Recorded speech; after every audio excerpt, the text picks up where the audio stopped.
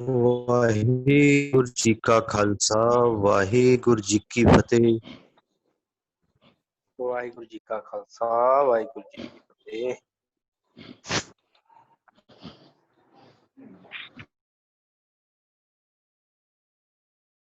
वाहिगुरु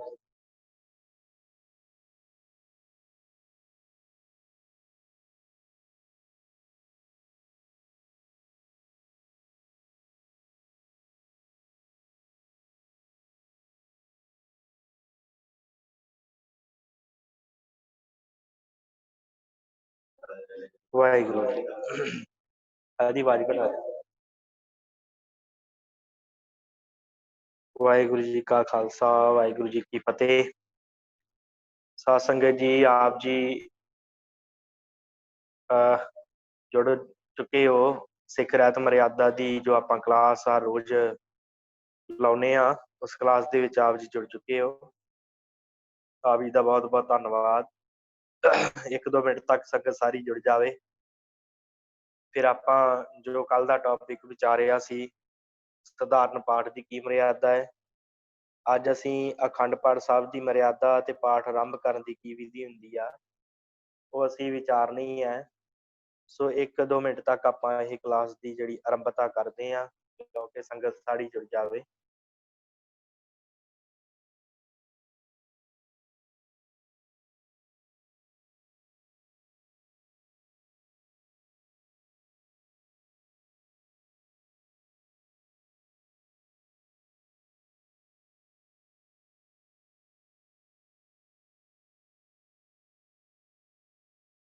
ਵਾਹਿਗੁਰੂ ਸਾਧ ਸੰਗਤ ਜੀ, ਆਪ ਜੀ ਦੀ ਸਕਰੀਨ ਦੇ ਉੱਤੇ ਆਪ ਜੀ ਦੇਖ ਸਕਦੇ ਹੋ ਸ਼੍ਰੀ ਅਖੰਡ ਪਾਠ ਸਾਹਿਬ ਦੇ ਬਾਰੇ ਜੋ ਲਿਖਿਆ ਆ ਰਿਹਾ ਹੈ ਉਹਨੂੰ ਆਪ ਜੀ ਪੜ੍ਹ ਸਕਦੇ ਹੋ।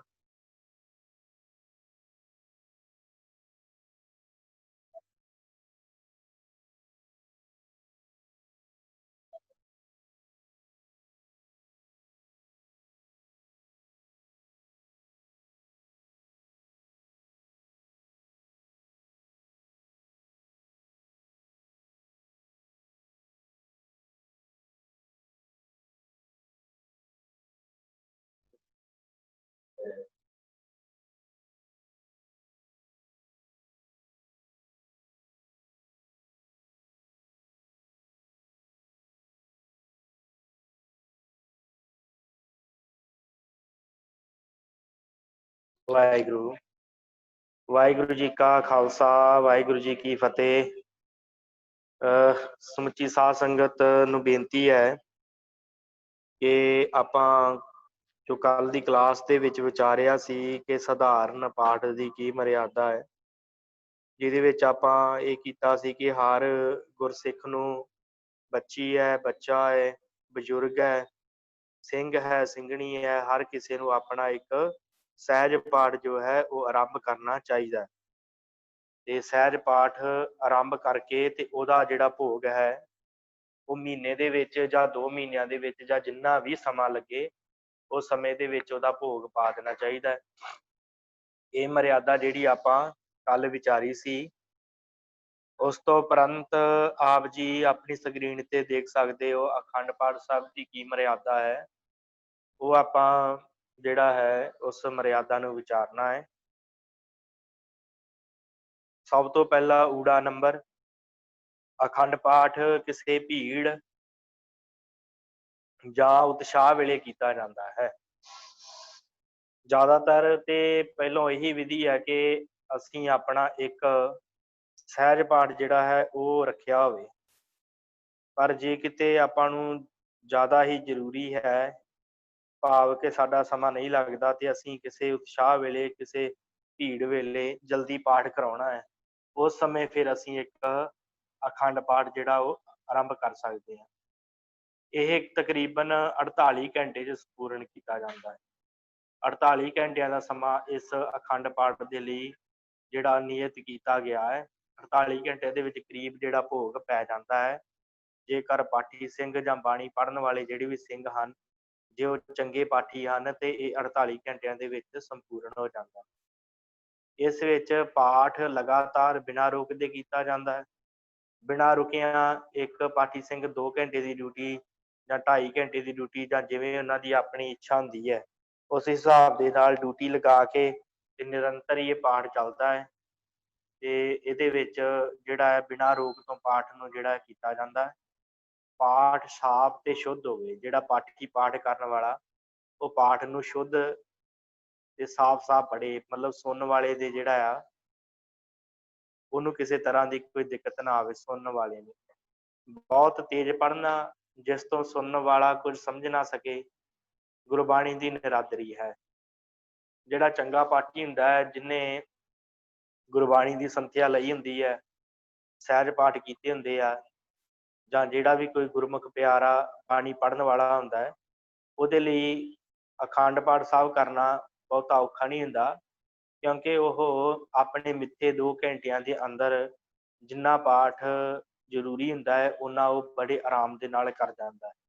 ਪਰ ਜੇ ਕੋਈ ਨਾ ਸਮਝ ਹੋਵੇ, ਜਿਹਨੇ ਗੁਰਬਾਣੀ ਦੇ ਸੰਥਿਆ ਵੀ ਨਾ ਲਈ ਹੋਵੇ, ਵਿਸ਼ਰਾਮ ਵੀ ਚੰਗੇ ਨਾਲ ਲਾਉਂਦਾ ਹੋਵੇ, ਫਿਰ ਉਸ ਤੋਂ ਬਾਅਦ ਉਹ ਮਨੁੱਖ ਜਿਹੜਾ ਪਾਠੀ ਸਿੰਘ ਹੈ ਜਾਂ ਕੋਈ ਵੀ ਗੁਰਮੁਖ ਪਿਆਰਾ, ਤੇ ਜੇ ਉਹਨੇ ਸੰਥਿਆ ਵੀ ਨਾ ਲਈ ਹੋਵੇ ਤੇ ਜੇ ਉਹਨੇ ਪਾਠ ਦੀ ਸਹਿਜ ਪਾਠ ਵੀ ਨਾ ਕੀਤੇ ਹੋਣ, ਤੇ ਫਿਰ ਉਹਨੂੰ ਗੁਰਬਾਣੀ ਪੜ੍ਹਨ ਦੇ ਵਿੱਚ 2 ਘੰਟੇ ਲਾਉਣ ਦੇ ਵਿੱਚ ਬੜੀ ਦਿੱਕਤ ਆਉਂਦੀ। ਇਸ ਕਰਕੇ ਅਖੰਡ ਪਾਠ ਰੱਖਣ ਲੱਗੇ ਆ, ਇਹ ਗੱਲ ਨੂੰ ਬਿਲਕੁਲ ਧਿਆਨ ਦੇ ਵਿੱਚ ਰੱਖਣਾ ਹੈ ਕਿ ਜਿਹੜਾ ਪਾਠੀ ਸਿੰਘ ਜਾਂ ਆਪ ਜਿਹੜੇ ਪਰਿਵਾਰ ਨੇ ਪਾਠ ਕਰਨਾ ਹੈ, ਉਹ ਪਰਿਵਾਰ ਦੀ ਗੁਰਬਾਣੀ ਦੇ ਉੱਪਰ ਪੂਰੀ ਪਕੜ ਹੋਵੇ। ਉਹਨਾਂ ਨੂੰ ਇਸ ਗੱਲ ਦਾ ਪਤਾ ਹੋਵੇ ਕਿ ਰੁਕਣਾ ਕਿੱਥੇ ਹੈ, ਵਿਸ਼ਰਾਮ ਕਿੱਥੇ ਦੇਣਾ ਹੈ, ਕਿਵੇਂ ਪਾਠ ਕਰਨਾ ਹੈ। ਉਹਨਾਂ ਨੂੰ ਜੇ ਪਤਾ ਹੋਵੇਗਾ ਤੇ ਫਿਰ ਜਿਹੜਾ ਪਾਠ ਹੈ ਬੜੀ ਸੁਖੈਨ ਢੰਗ ਦੇ ਨਾਲ 2 ਘੰਟਿਆਂ ਦੇ ਵਿੱਚ ਉਹ ਮਨੁੱਖ ਕਰ ਸਕਦਾ ਹੈ। ਕੋਈ ਔਖਾ ਕੰਮ ਨਹੀਂ ਹੈ। ਇਸ ਕਰਕੇ ਤੇਜ਼ ਨਹੀਂ ਪੜ੍ਹਨਾ, ਆਰਾਮ ਨਾਲ ਪੜ੍ਹਨਾ ਹੈ ਤੇ ਤਰੀਕੇ ਨਾਲ ਪੜ੍ਹਨ ਤੋਂ ਬਾਅਦ ਹੀ ਫਿਰ ਇਸ ਗੁਰਬਾਣੀ ਦਾ ਜਿਹੜੀ ਉਹ ਨਰਾਦਰੀ ਨਹੀਂ ਹੁੰਦੀ, ਤੇ ਸਮਝ ਕੇ ਪਾਠ ਜਿਹੜਾ ਉਹ ਕਰਨਾ ਚਾਹੀਦਾ। ਅੱਖਰ ਦਾ ਧਿਆਨ ਰੱਖ ਕੇ, ਅੱਖਰ ਦਾ, ਮਾਤਰਾ ਦਾ ਪਾਠ ਸ਼ੁੱਧ ਤੇ ਸਾਫ਼ ਕਰਨਾ ਚਾਹੀਏ। ਸਾਫ਼ ਸੁੱਧ ਪਾਠ ਕਰਨਾ ਚਾਹੀਦਾ ਤਰੀਕੇ ਦੇ ਨਾਲ, ਭਾਵੇਂ ਸਮਾਂ ਕੁਝ ਵਧੇਕ ਲੱਗ ਜਾਵੇ। ਉੱਪਰ 48 ਘੰਟੇ ਲਿਖੇ ਹੋਏ ਆ, ਪਰ ਜੇ ਲੱਗਦਾ ਸਮਾਂ ਵਧੇਕ ਹੋ ਜਾਵੇ ਤੇ ਕੋਈ ਚੱਕਰ ਨਹੀਂ, ਕੋਈ ਗੱਲ ਨਹੀਂ, ਪਰ ਇੰਝ ਆ ਵੀ ਪਾਠ ਜਿਹੜਾ ਉਹ ਸ਼ੁੱਧ ਤੇ ਸਾਫ਼ ਕਰਨਾ ਚਾਹੀਦਾ। 48 ਘੰਟਿਆਂ ਦਾ ਨਿਯਮ ਜਿਹੜਾ ਉਹ ਪੱਕਾ ਨਿਯਮ ਨਹੀਂ ਹੈ, ਇਹ ਗੱਲ ਧਿਆਨ 'ਚ ਰੱਖਣੀ ਚਾਹੀਦੀ। ਕੀ ਹੁੰਦਾ ਹੈ ਕਿ ਜ਼ਿਆਦਾਤਰ ਇਹੀ ਕਹਿ ਦਿੰਦੇ ਕਿ 48 ਘੰਟਿਆਂ 'ਚ ਪੂਰਨ ਹੋਣਾ ਚਾਹੀਦਾ ਪਾਠ। ਹਾਂ, ਜੇ ਤੇ ਪਾਠੀ ਸਿੰਘ ਚੰਗੇ ਜਿਹੜੇ ਆ ਸ਼ੁੱਧ ਪਾਠੀ ਹਨ, ਜਿਨ੍ਹਾਂ ਨੇ ਮਿਹਨਤ ਕੀਤੀ ਹੈ, ਗੁਰਬਾਣੀ ਪੜ੍ਹਦੇ ਹਨ, ਉਹਨਾਂ ਦੇ ਲਈ ਤੇ 48 ਘੰਟਿਆਂ ਦੇ ਵਿੱਚ ਪਾਠ ਕਰਨਾ ਕੋਈ ਮੁਸ਼ਕਿਲ ਗੱਲ ਨਹੀਂ ਆ। ਪਰ ਜਿਹੜੇ ਮਨੁੱਖ ਜਿਨ੍ਹਾਂ ਨੇ ਗੁਰਬਾਣੀ ਦੀ ਥੋੜ੍ਹੀ ਸੰਥਿਆ ਕੀਤੀ ਹੁੰਦੀ ਆ, ਸਹਿਜ ਪਾਠ ਵੀ ਥੋੜ੍ਹੇ ਕੀਤੇ ਹੁੰਦੇ ਆ, ਉਹਨਾਂ ਦੇ ਲਈ ਜਿਹੜਾ ਆ ਸਮਾਂ ਵਧੇਕ ਉਹਨਾਂ ਨੂੰ ਲੱਗ ਸਕਦਾ ਹੈ ਤੇ ਉਹ ਆਰਾਮ ਦੇ ਨਾਲ ਪਾਠ ਕਰ ਸਕਦੇ ਆ। ਇਸ ਤੋਂ ਵੱਧ ਤੇ ਵਧੀਆ ਤਰੀਕਾ ਜਿਹੜਾ ਹੈ ਉਹ ਆਪਾਂ ਕੱਲ੍ਹ ਵਿਚਾਰ ਲਿਆ, ਇੱਕ ਸਧਾਰਨ ਪਾਠ ਜਾਂ ਸਹਿਜ ਪਾਠ ਰੱਖ ਲਵੇ।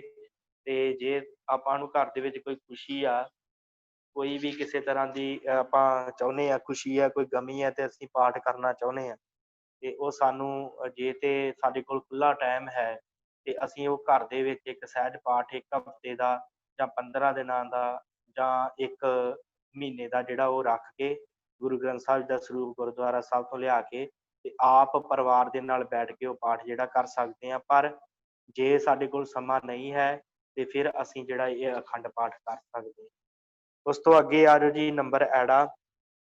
ਅਖੰਡ ਪਾਠ ਜਿਸ ਪਰਿਵਾਰ ਜਾਂ ਸੰਗਤ ਨੇ ਕਰਨਾ ਹੈ ਉਹ ਆਪ ਕਰੇ। ਟੱਬਰ ਦੇ ਕਿਸੇ ਆਦਮੀ, ਸਾਕ ਸੰਬੰਧੀ, ਮਿੱਤਰ ਆਦਿ ਮਿਲ ਕੇ ਕਰਨ। ਪਾਠੀਆਂ ਦੀ ਗਿਣਤੀ ਮੁਕਰਰ ਨਹੀਂ ਹੈ। ਜੇ ਕਿਸੇ ਨੇ ਅਖੰਡ ਪਾਠ ਸਾਹਿਬ ਕਰਨਾ ਹੈ, ਆਪਣੇ ਘਰ ਦੇ ਵਿੱਚ ਸਮਾਂ ਨਹੀਂ ਹੈ ਉਹਦੇ ਕੋਲ ਸਹਿਜ ਪਾਠ ਕਰਨ ਦਾ, ਫਿਰ ਉਹ ਆਪਣੇ ਨੇੜਲੇ ਰਿਸ਼ਤੇਦਾਰਾਂ ਨੂੰ, ਜਿਨ੍ਹਾਂ ਨੂੰ ਚੰਗੀ ਸੋਝੀ ਹੈ ਗੁਰਬਾਣੀ ਦੀ, ਉਹਨਾਂ ਨੂੰ ਬੁਲਾ ਲਵੇ। ਆਪਣੇ ਕਿਸੇ ਵੀ ਦੋਸਤ ਮਿੱਤਰ ਨੂੰ, ਸਾਕ ਸੰਬੰਧੀ ਨੂੰ ਬੁਲਾ ਲਵੇ। ਭਾਵੇਂ ਉਹ 10 ਜਾਣੇ ਹੋਣ, ਭਾਵੇਂ 5 ਜਾਣੇ ਹੋਣ, ਭਾਵੇਂ ਉਹ 6 ਜਾਣੇ ਹੋਣ, ਜਿੰਨੇ ਵੀ ਵਧੀਕ ਤੋਂ ਵਧੀਕ ਹੋਣ। ਤੇ ਇਹਦੇ ਨਾਲ ਕੀ ਹੈ ਕਿ ਆਰਾਮ ਦੇ ਨਾਲ ਬੜੇ ਸੁਖੈਨ ਢੰਗ ਦੇ ਨਾਲ ਪਾਠ ਹੋ ਸਕਦਾ। ਸੋ ਇਹਨਾਂ ਦੀ ਕੋਈ ਗਿਣਤੀ ਮੁਕਰਰ ਨਹੀਂ ਹੈ ਕਿ 5 ਪਾਠੀ ਹੀ ਲਾਉਣੇ ਆ, 6 ਪਾਠੀ ਹੀ ਲਾਉਣੇ ਆ। ਕੋਈ ਗਿਣਤੀ ਮੁਕਰਰ ਨਹੀਂ ਹੈ। ਜੇ ਚੰਗੇ ਪਾਠੀ ਹਨ ਤੇ ਉਹਨਾਂ ਨੂੰ ਭਾਵੇਂ ਤੁਸੀਂ 6 ਲਾ ਦਿਓ, ਭਾਵੇਂ 7, ਜਿੰਨੇ ਵੀ ਵਧੀਕ ਤੋਂ ਵਧੀਕ ਹੈਗੇ ਆ ਉਹ ਪਾਠ ਕਰ ਸਕਦੇ ਆ। ਤੇ ਇਸ ਤੋਂ ਇਲਾਵਾ ਜੇ ਕੋਈ ਆਦਮੀ ਆਪ ਪਾਠ ਨਹੀਂ ਕਰ ਸਕਦਾ ਤਾਂ ਕਿਸੇ ਚੰਗੇ ਪਾਠੀ ਕੋਲੋਂ ਸੁਣ ਲਵੇ। ਪਰ ਇਹ ਨਾ ਹੋਵੇ ਕਿ ਪਾਠੀ ਆਪੇ ਇਕੱਲਾ ਬਹਿ ਕੇ ਪਾਠ ਕਰਦਾ ਰਹੇ ਤੇ ਸੰਗਤ ਜਾਂ ਟੱਬਰ ਦਾ ਕੋਈ ਆਦਮੀ ਨਾ ਸੁਣਦਾ ਹੋਵੇ। ਪਾਠੀ ਦੀ ਯਥਾ ਸ਼ਕਤ ਭੋਜਨ, ਬਸਤਰ ਆਦਿ ਨਾਲ ਯੋਗ ਸੇਵਾ ਕੀਤੀ ਜਾਵੇ। ਇਹ ਬੜਾ ਜ਼ਰੂਰੀ ਆ ਕਿ ਜੇ ਤੁਹਾਨੂੰ ਪਾਠ ਨਹੀਂ ਆਉਂਦਾ ਤੇ ਤੁਸੀਂ ਕਿਸੇ ਚੰਗੇ ਜਿਹੇ ਪਾਠੀ ਸਿੰਘ ਦੇ ਕੋਲੋਂ ਜਿਹੜਾ ਹੈ ਉਹ ਪਾਠ ਕਰਵਾ ਸਕਦੇ ਜੇ। ਤੇ ਉਹਦੇ ਨਾਲ ਕੀ ਆ ਕਿ ਇਹ ਨਾ ਹੋਵੇ ਕਿ ਅਸੀਂ ਪਾਠ ਆਰੰਭ ਕਰਵਾ ਲਿਆ। ਜ਼ਿਆਦਾਤਰ ਇਹ ਵੇਖਣ ਵਿੱਚ ਆਉਂਦਾ ਹੈ ਕਿ ਜਦੋਂ ਅਸੀਂ ਘਰਾਂ ਦੇ ਵਿੱਚ ਕੋਈ ਵਿਆਹ ਸ਼ਾਦੀ ਦਾ ਪ੍ਰੋਗਰਾਮ ਰੱਖਦੇ ਹਾਂ ਤੇ ਉਸ ਸਮੇਂ ਕੀ ਹੁੰਦਾ ਹੈ ਕਿ ਅਸੀਂ ਇੱਕ ਪਾਸੇ ਰਿਸ਼ਤੇਦਾਰਾਂ ਨੂੰ ਬੁਲਾ ਲੈਂਦੇ ਹਾਂ ਤੇ ਦੂਸਰੇ ਪਾਸੇ ਅਸੀਂ ਅਖੰਡ ਪਾਠ ਆਰੰਭ ਕਰ ਲੈਂਦੇ। ਉਹ ਫਿਰ ਪਹਿਲੇ ਦਿਨ ਤੇ ਚਲੋ ਪਾਠੀਆਂ ਦੀ ਚੰਗੀ ਸੇਵਾ ਹੁੰਦੀ ਆ, ਉਹਨਾਂ ਨੂੰ ਜਲ ਪਾਣੀ ਵੀ ਛਕਾਇਆ ਜਾਂਦਾ, ਪਾਠੀ ਵੀ ਪਾਠ ਕਰਦੇ ਆ।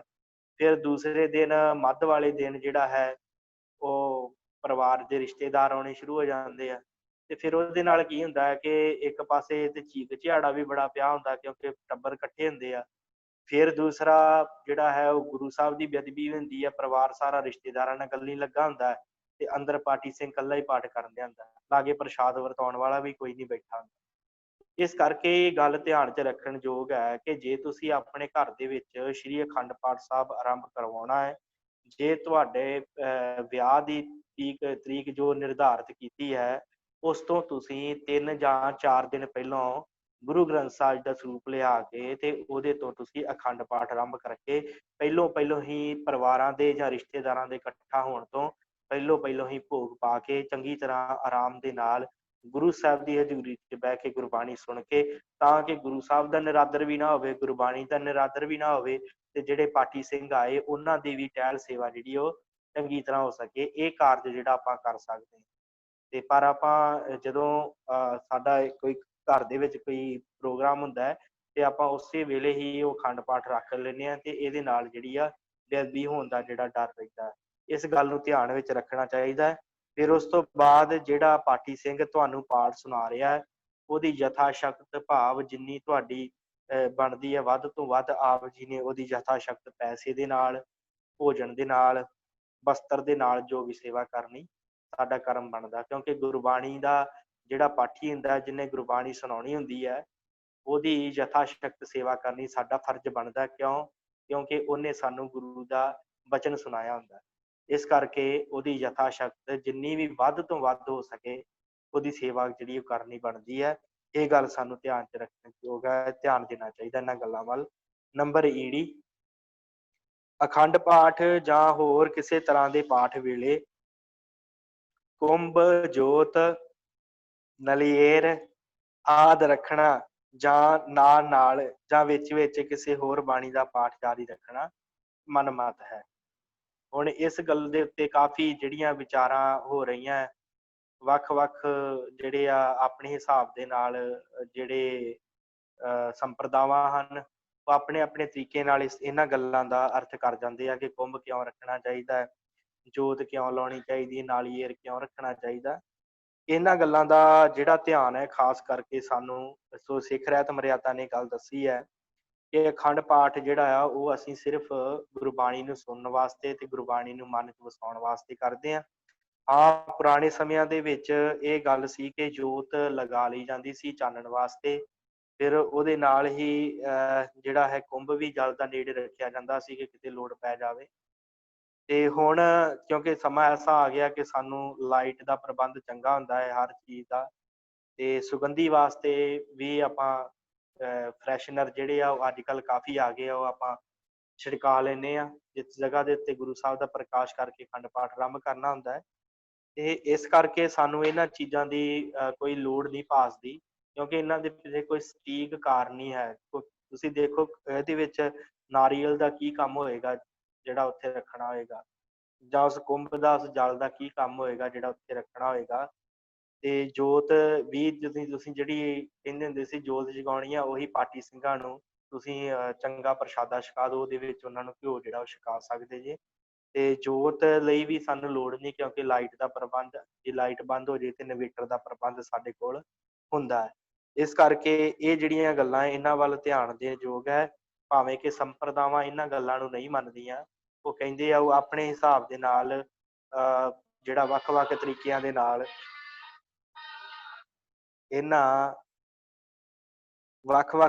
ਦੇ ਨਾਲ ਇਹਨਾਂ ਦੀ ਵਿਆਖਿਆ ਕਰਕੇ ਤੇ ਉਹ ਜਿਹੜਾ ਨਾਰੀਅਲ ਕੁੰਭ ਤੇ ਵਗੈਰਾ ਰੱਖਦੇ ਆ। ਆਪਾਂ ਨੂੰ ਇਸ ਗੱਲ ਦੇ ਉੱਤੇ ਝਗੜਨਾ ਨਹੀਂ ਚਾਹੀਦਾ ਕਿ ਨਹੀਂ ਰੱਖਣ ਦੇਣੇ ਜਾਂ ਕਿਵੇਂ ਆ, ਪਰ ਸਮਝਾਉਣਾ ਸਾਡਾ ਫਰਜ਼ ਹੈ। ਕਹਿਣਾ ਜ਼ਰੂਰ ਚਾਹੀਦਾ ਕਿ ਭਾਈ ਇਹਨਾਂ ਦੀ ਹੁਣ ਕੋਈ ਜ਼ਰੂਰਤ ਨਹੀਂ ਹੈ, ਪਰ ਜੇ ਆਪਾਂ ਲੜਾਂ ਝਗੜਾਂਗੇ ਤੇ ਉਹਦੇ ਨਾਲ ਬੇਅਦਬੀ ਹੋਣ ਦਾ ਡਰ ਹੈ।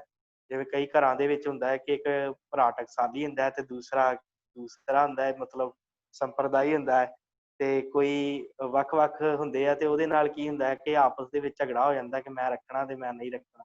ਇਸ ਤਰ੍ਹਾਂ ਦੀ ਗੱਲ ਜਿਹੜੀ ਹੈ ਉਹ ਨਹੀਂ ਕਰਨੀ, ਤੇ ਕਿਉਂਕਿ ਸਮਝਾਉਣਾ ਫਰਜ਼ ਹੈ। ਸਮਝਾ ਦਾ ਉਹ ਅਗਲਾ ਨਹੀਂ ਮੰਨਦਾ, ਉਹ ਗੱਲ ਵੱਖਰੀ ਹੈ। ਫਿਰ ਉਸ ਤੋਂ ਬਾਅਦ ਕਿਸੇ ਹੋਰ ਬਾਣੀ ਦਾ ਜਾਪ ਜਿਹੜਾ ਨਾਲ ਨਹੀਂ ਕਰਨਾ ਚਾਹੀਦਾ। ਸੰਪਰਦਾਵਾਂ ਦੇ ਵਿੱਚ ਜਪਜੀ ਸਾਹਿਬ ਦਾ ਪਾਠ ਨਾਲ ਰੱਖਿਆ ਜਾਂਦਾ ਹੈ। ਹੋਰ ਵੀ ਕਈ ਬਾਣੀਆਂ ਦਾ ਜਿਹੜਾ ਪਾਠ ਉਹ ਲਾਗੇ ਕੀਤਾ ਜਾਂਦਾ। ਪਰ ਜੋ ਰਹਿਤ ਮਰਿਆਦਾ ਨੇ ਗੱਲ ਕਹੀ ਹੈ ਕਿ ਜੇ ਅਖੰਡ ਪਾਠ ਸਾਹਿਬ ਆਰੰਭ ਹੋਇਆ ਹੈ, ਉਪਦੇਸ਼ ਗੁਰੂ ਗ੍ਰੰਥ ਸਾਹਿਬ ਦਾ ਜਦੋਂ ਚੱਲ ਰਿਹਾ ਹੈ ਤੇ ਨਾਲ ਹੋਰ ਉਪਦੇਸ਼ ਜਿਹੜਾ ਆ ਉਹ ਨਾਲ ਆਰੰਭ ਕਰਨ ਦੀ ਕੀ ਲੋੜ ਹੈ, ਜਦੋਂ ਕਿ ਉਹ ਸਾਰੀ ਗੁਰਬਾਣੀ ਉਹਦੇ ਵਿੱਚ ਹੀ ਆ ਜਾਂਦੀ ਹੈ।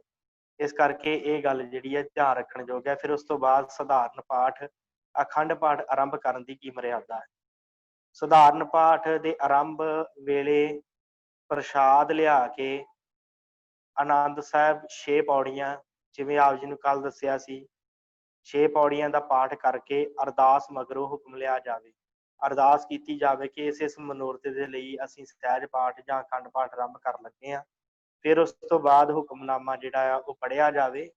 ਅਖੰਡ ਪਾਠ ਵੇਲੇ ਕੜਾਹ ਪ੍ਰਸਾਦ ਹੋਵੇ। ਫਿਰ ਆਨੰਦ ਸਾਹਿਬ 6 ਪੌੜੀਆਂ ਦਾ ਪਾਠ ਕਰਨ ਮਗਰੋਂ ਅਰਦਾਸ ਕਰਕੇ ਅਤੇ ਹੁਕਮ ਲੈ ਕੇ ਪਾਠ ਦਾ ਆਰੰਭ ਕੀਤਾ ਜਾਵੇ। ਮਤਲਬ ਜਦੋਂ ਵੀ ਅਸੀਂ ਭਾਵੇਂ ਸਹਿਜ ਪਾਠ ਆਰੰਭ ਕਰਨ ਲੱਗੇ ਹਾਂ ਤੇ ਭਾਵੇਂ ਅਸੀਂ ਜਿਹੜਾ ਹੈ ਅਖੰਡ ਪਾਠ ਸਾਹਿਬ ਆਰੰਭ ਕਰਨ ਲੱਗੇ ਹਾਂ, ਤੇ ਉਹਦੇ ਵਿੱਚ ਸਾਨੂੰ ਇਹ ਗੱਲਾਂ ਜਿਹੜੀਆਂ ਧਿਆਨ ਰੱਖਣ ਯੋਗ ਹੈ ਕਿ ਕੜਾਹ ਪ੍ਰਸਾਦ ਦੀ ਦੇਗ ਹੋਣੀ ਚਾਹੀਦੀ ਹੈ। ਜਦੋਂ ਕੜਾਹ ਪ੍ਰਸਾਦ ਦੀ ਦੇਗ ਆਉਂਦੀ ਆ, ਫਿਰ ਉਸ ਤੋਂ ਬਾਅਦ 6 ਪੌੜੀਆਂ ਆਨੰਦ ਸਾਹਿਬ ਦੀਆਂ ਪੜ੍ਹਨੀਆਂ ਲਾਜ਼ਮੀ ਹਨ। ਫਿਰ ਉਸ ਤੋਂ ਬਾਅਦ ਜਿਹੜੀ ਹੈ ਉਹ ਅਰਦਾਸ ਕਰਕੇ ਹੁਕਮਨਾਮਾ ਲੈਣਾ ਲਾਜ਼ਮੀ ਹੈ। ਹੁਕਮ ਲੈ ਕੇ ਤੇ ਫਿਰ ਉਸ ਤੋਂ ਬਾਅਦ ਜਿਹੜਾ ਹੈ ਪਾਠ ਆਰੰਭ ਕੀਤਾ ਜਾਵੇ। ਇਹ ਗੱਲ ਜਿਹੜੀ ਹੈ ਧਿਆਨ ਦੇਣ ਯੋਗ ਹੈ। ਇਹ ਸੀ ਸਾਧ ਸੰਗਤ ਆਪਣੀ ਰਹਿਤ ਮਰਿਆਦਾ ਦੇ ਵਿੱਚੋਂ ਅਖੰਡ ਪਾਠ ਸਾਹਿਬ, ਸਹਿਜ ਪਾਠ ਸਾਹਿਬ ਆਰੰਭ ਕਰਨ ਦੀ ਜਿਹੜੀ ਹੈ ਵਿਧੀ। ਫਿਰ ਉਸ ਤੋਂ ਬਾਅਦ ਆਪ ਜੀ ਅੱਗੇ ਭੋਗ ਕਿਵੇਂ ਪਾਉਣਾ ਹੈ ਉਹਦੀ ਮਰਿਆਦਾ ਆਪ ਜੀ ਦੇ ਸਾਹਮਣੇ ਆ ਰਹੀ ਹੈ। ਸ਼੍ਰੀ ਗੁਰੂ ਗ੍ਰੰਥ ਸਾਹਿਬ ਜੀ ਦੇ ਪਾਠ ਸਧਾਰਨ ਜਾਂ ਅਖੰਡ ਪਾਠ ਦਾ ਭੋਗ ਮੁਦਾਮਣੀ ਉੱਤੇ ਜਾਂ ਰਾਗਮਾਲਾ ਪੜ੍ਹ ਕੇ ਚਲਦੀ ਸਥਾਨਕ ਰੀਤੀ ਅਨੁਸਾਰ ਪਾਇਆ ਜਾਵੇ। ਇਸ ਗੱਲ ਬਾਬਤ ਪੰਥ ਵਿੱਚ ਅਜੇ ਇੱਕ ਮਤਭੇਦ ਹੈ। ਇਸ ਲਈ ਰਾਗਮਾਲਾ ਤੋਂ ਬਿਨਾਂ ਸ਼੍ਰੀ ਗੁਰੂ ਗ੍ਰੰਥ ਸਾਹਿਬ ਜੀ ਦੀ ਬੀੜ ਲਿਖਣ ਜਾਂ ਛਾਪਣ ਦਾ ਹੀਆ ਕੋਈ ਨਾ ਕਰੇ। ਇਸ ਤੋਂ ਉਪਰੰਤ ਆਨੰਦ ਸਾਹਿਬ ਦਾ ਪਾਠ ਕਰਕੇ ਭੋਗ ਦਾ ਅਰਦਾਸਾ ਕੀਤਾ ਜਾਵੇ ਤੇ ਕੜਾਹ ਪ੍ਰਸਾਦ ਵਰਤਾਇਆ ਜਾਵੇ। ਸਾਧ ਸੰਗਤ ਤੇ ਗੱਲ ਇੱਥੇ ਧਿਆਨ ਦੇਣ ਯੋਗ ਹੈ ਕਿ ਜਦੋਂ ਆਪਾਂ ਭੋਗ ਪਾਉਣਾ ਹੈ ਮੁੰਦਾਮਣੀ ਪੜ੍ਹ ਕੇ, ਸ਼ਲੋਕ ਮਹੱਲਾ ਪੰਜਵਾਂ 13 ਕੀਤਾ ਜਾਤੋ ਨਾਹੀ, ਉਹਨੂੰ ਪੜ੍ਹ ਕੇ ਫਿਰ ਰਾਗਮਾਲਾ ਪੜ੍ਹ ਕੇ ਤੇ ਫਿਰ ਸਮਾਪਤੀ ਕੀਤੀ ਜਾਂਦੀ ਹੈ। ਪਰ ਕਈ ਜਗ੍ਹਾ ਦੇ ਉੱਤੇ ਰਾਗਮਾਲਾ ਨੂੰ, ਜਿਵੇਂ ਅਖੰਡ ਕੀਰਤਨੀਏ ਜਥੇ ਆ, ਉਹ ਰਾਗਮਾਲਾ ਨੂੰ ਬਾਣੀ ਨਹੀਂ ਮੰਨਦੇ। ਇਸ ਕਰਕੇ ਪੰਥ ਨੇ ਇਸ ਗੱਲ ਦੇ ਵਿੱਚ ਇੱਕ ਆਪ ਜੀ ਦੇ ਟਰੈਕਟ ਦੇ ਵਿੱਚ ਆ ਰਿਹਾ ਹੈ, ਗੱਲ ਲਿਖ ਦਿੱਤੀ ਹੈ ਕਿ ਇਸ ਬਾਬਤ ਅਜੇ ਪੰਥ 'ਚ ਮਤਭੇਦ ਹੈ ਕਿ ਰਾਗਮਾਲਾ ਬਾਣੀ ਹੈ ਜਾਂ ਨਹੀਂ। ਇਹਦੇ ਬਾਰੇ ਪੰਥ ਨੇ ਕੋਈ ਸਟੀਕ ਪ੍ਰਮਾਣ ਨਹੀਂ ਹੈ। ਇਸ ਕਰਕੇ ਜਿਸ ਜਗ੍ਹਾ ਦੇ ਉੱਤੇ ਰਾਗਮਾਲਾ ਪੜ੍ਹ ਕੇ ਸਮਾਪਤੀ ਕਰਨੀ ਚਾਹੁੰਦੇ ਜੇ ਤੁਸੀਂ, ਉਸ ਜਗ੍ਹਾ ਦੇ ਉੱਤੇ ਰਾਗਮਾਲਾ ਪੜ੍ਹ ਕੇ ਸਮਾਪਤੀ ਕੀਤੀ ਜਾਵੇ। ਜਿਸ ਜਗ੍ਹਾ ਦੇ ਉੱਤੇ ਜਿਵੇਂ ਅਖੰਡ ਕੀਰਤਨੀਏ ਜਥੇ ਵਾਲੇ ਆ, ਉਹ ਰਾਗਮਾਲਾ ਨਹੀਂ ਪੜ੍ਹਦੇ, ਇਸ ਕਰਕੇ ਜਿੱਥੇ ਨਹੀਂ ਮਰਿਆਦਾ ਹੈਗੀ ਉੱਥੇ ਤੁਸੀਂ ਨਹੀਂ ਪੜ੍ਹਦੇ, ਕੋਈ ਗੱਲ ਨਹੀਂ। ਪਰ ਇੱਕ ਗੱਲ ਯਾਦ ਰੱਖਣ ਯੋਗ ਹੈ ਕਿ ਕੋਈ ਵੀ ਗੁਰੂ ਗ੍ਰੰਥ ਸਾਹਿਬ ਜੀ ਦਾ ਜਿਹੜੀ ਬੀੜ ਹੈ, ਗੁਰੂ ਗ੍ਰੰਥ ਸਾਹਿਬ ਜੀ ਦਾ ਸਰੂਪ ਹੈ, ਉਹ ਬਿਨਾਂ ਰਾਗਮਾਲਾ ਤੋਂ ਨਾ ਛਾਪੇ। ਭਾਵ ਅਖੀਰ ਦੇ ਉੱਤੇ ਰਾਗਮਾਲਾ ਜਿਹੜੀ ਹੈ ਉਹ ਜ਼ਰੂਰ ਲਿਖੇ, ਕਿਉਂਕਿ ਆਉਣ ਵਾਲੇ ਸਮੇਂ ਦੇ ਵਿੱਚ ਖੋਜਾਂ ਹੋ ਕੇ ਸਮਝ ਲੱਗੇਗੀ ਕਿ ਰਾਗਮਾਲਾ ਬਾਣੀ ਹੈ ਜਾਂ ਨਹੀਂ। ਇਸ ਕਰਕੇ ਜੇ ਕਈਆਂ ਨੇ ਰਾਗਮਾਲਾ ਹੀ ਵਿੱਚੋਂ ਕੱਢ ਦਿੱਤੀ ਤੇ ਜੇ ਕੱਲ ਨੂੰ ਇਹ ਸਿੱਧ ਹੋ ਗਿਆ ਕਿ ਰਾਗਮਾਲਾ ਬਾਣੀ ਹੈ ਤੇ ਫਿਰ ਉਸ ਤੋਂ ਬਾਅਦ ਝਗੜਾ ਹੋਰ ਵਧੇਗਾ। ਇਸ ਕਰਕੇ ਪੰਥ ਨੇ ਇਹ ਗੱਲ ਇੱਥੇ ਕਹਿ ਦਿੱਤੀ ਹੈ ਕਿ ਭਾਵੇਂ ਤੁਸੀਂ ਭੋਗ ਮੁੰਦਾਵਣੀ ਤੇ ਪਾ ਦਿਓ ਤੇ ਭਾਵੇਂ ਰਾਗਮਾਲਾ ਪੜ੍ਹ ਕੇ ਪਾ ਦਿਓ, ਇਹਦੇ ਵਿੱਚ ਕੋਈ ਕਿਸੇ ਤਰ੍ਹਾਂ ਦਾ ਕੋਈ ਸ਼ੰਕਾ ਨਹੀਂ ਆ। ਪਰ ਜਿਹੜਾ ਸਰੂਪ ਹੈ ਉਹ ਗੁਰੂ ਗ੍ਰੰਥ ਸਾਹਿਬ ਦਾ ਸਰੂਪ ਰਾਗਮਾਲਾ ਤੋਂ ਬਿਨਾਂ ਨਾ ਲਿਖਿਆ ਜਾਵੇ। ਅਖੀਰ ਦੇ ਉੱਤੇ ਰਾਗਮਾਲਾ ਜਿਹੜੀ ਹੈ ਉਹ ਜ਼ਰੂਰੀ ਹੈ। ਇਸ ਤੋਂ ਉਪਰੰਤ ਆਨੰਦ ਸਾਹਿਬ ਦਾ ਪਾਠ ਕਰਕੇ ਭੋਗ ਦਾ ਅਰਦਾਸਾ ਕੀਤਾ ਜਾਵੇ। ਆਨੰਦ ਸਾਹਿਬ ਦਾ ਪਾਠ ਫਿਰ ਜਿਹੜਾ ਹੈ ਉਹ ਇੱਥੇ ਕਰਨਾ ਹੈ ਤੇ ਫਿਰ ਉਸ ਤੋਂ ਬਾਅਦ ਭੋਗ ਦਾ ਅਰਦਾਸਾ ਜਿਹੜਾ ਉਹ ਕੀਤਾ ਜਾਵੇ ਤੇ ਫਿਰ ਕੜਾਹ ਪ੍ਰਸਾਦ ਵਰਤਾਇਆ ਜਾਵੇ। ਇਹ ਭੋਗ ਪਾਉਣ ਦੀ ਵਿਧੀ ਹੈ। ਨੰਬਰ ਐੜਾ, ਭੋਗ ਸਮੇਂ ਸ੍ਰੀ ਗੁਰੂ ਗ੍ਰੰਥ ਸਾਹਿਬ ਜੀ ਦੀ ਲੋੜ ਅਨੁਸਾਰ ਰੁਮਾਲ, ਚੌਰ, ਚਾਨਣੀ ਆਦਿ ਭੇਟਾ ਅਤੇ ਪੰਥਕ ਕਾਰਜਾਂ ਲਈ ਯਥਾਸ਼ਕਤ ਅਰਦਾਸ ਕਰਾਈ ਜਾਵੇ।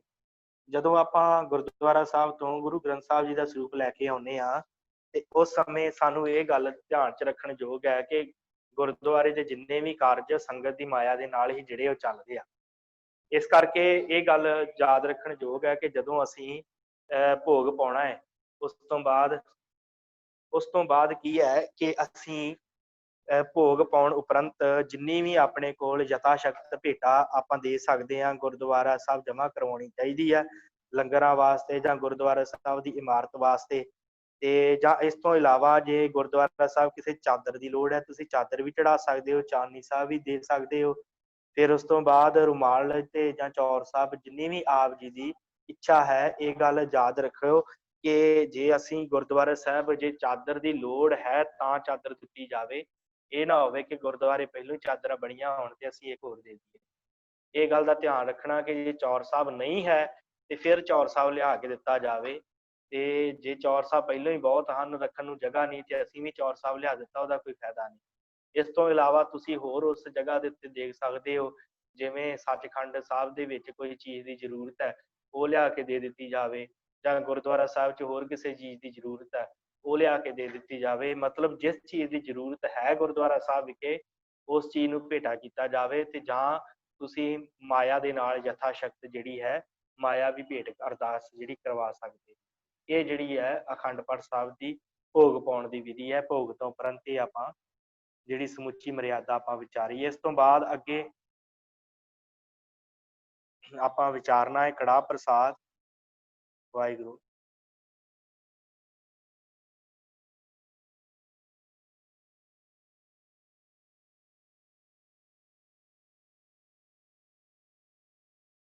ਵਾਹਿਗੁਰੂ। ਹਾਂਜੀ, ਹੁਣ ਅੱਗੇ ਆਪਾਂ ਕੜਾਹ ਪ੍ਰਸਾਦ ਦੀ ਜੋ ਵਿਧੀ ਹੈ, ਉਸ ਦਿਨ ਕਿਹਾ ਸੀ ਕਿ ਕੜਾਹ ਪ੍ਰਸਾਦ ਦੇ ਬਾਰੇ ਵੀ ਦੱਸਿਆ ਜਾਵੇ। ਸੋ ਕੜਾਹ ਪ੍ਰਸਾਦ ਦੀ ਮਰਿਆਦਾ ਜੋ ਹੈ ਉਹ ਆਪ ਜੀ ਦੇ ਸਾਹਮਣੇ ਸਕਰੀਨ ਤੇ ਆ ਰਹੀ ਹੈ। ਕੜਾਹ ਪ੍ਰਸਾਦ ਜੋ ਵਿਧੀ ਅਨੁਸਾਰ ਤਿਆਰ ਕਰਕੇ ਜਾਂ ਕਰਾ ਕੇ ਲਿਆਂਦਾ ਜਾਵੇ ਸੰਗਤ ਦੇ ਵਿੱਚ ਪ੍ਰਵਾਨ ਹੋਵੇਗਾ।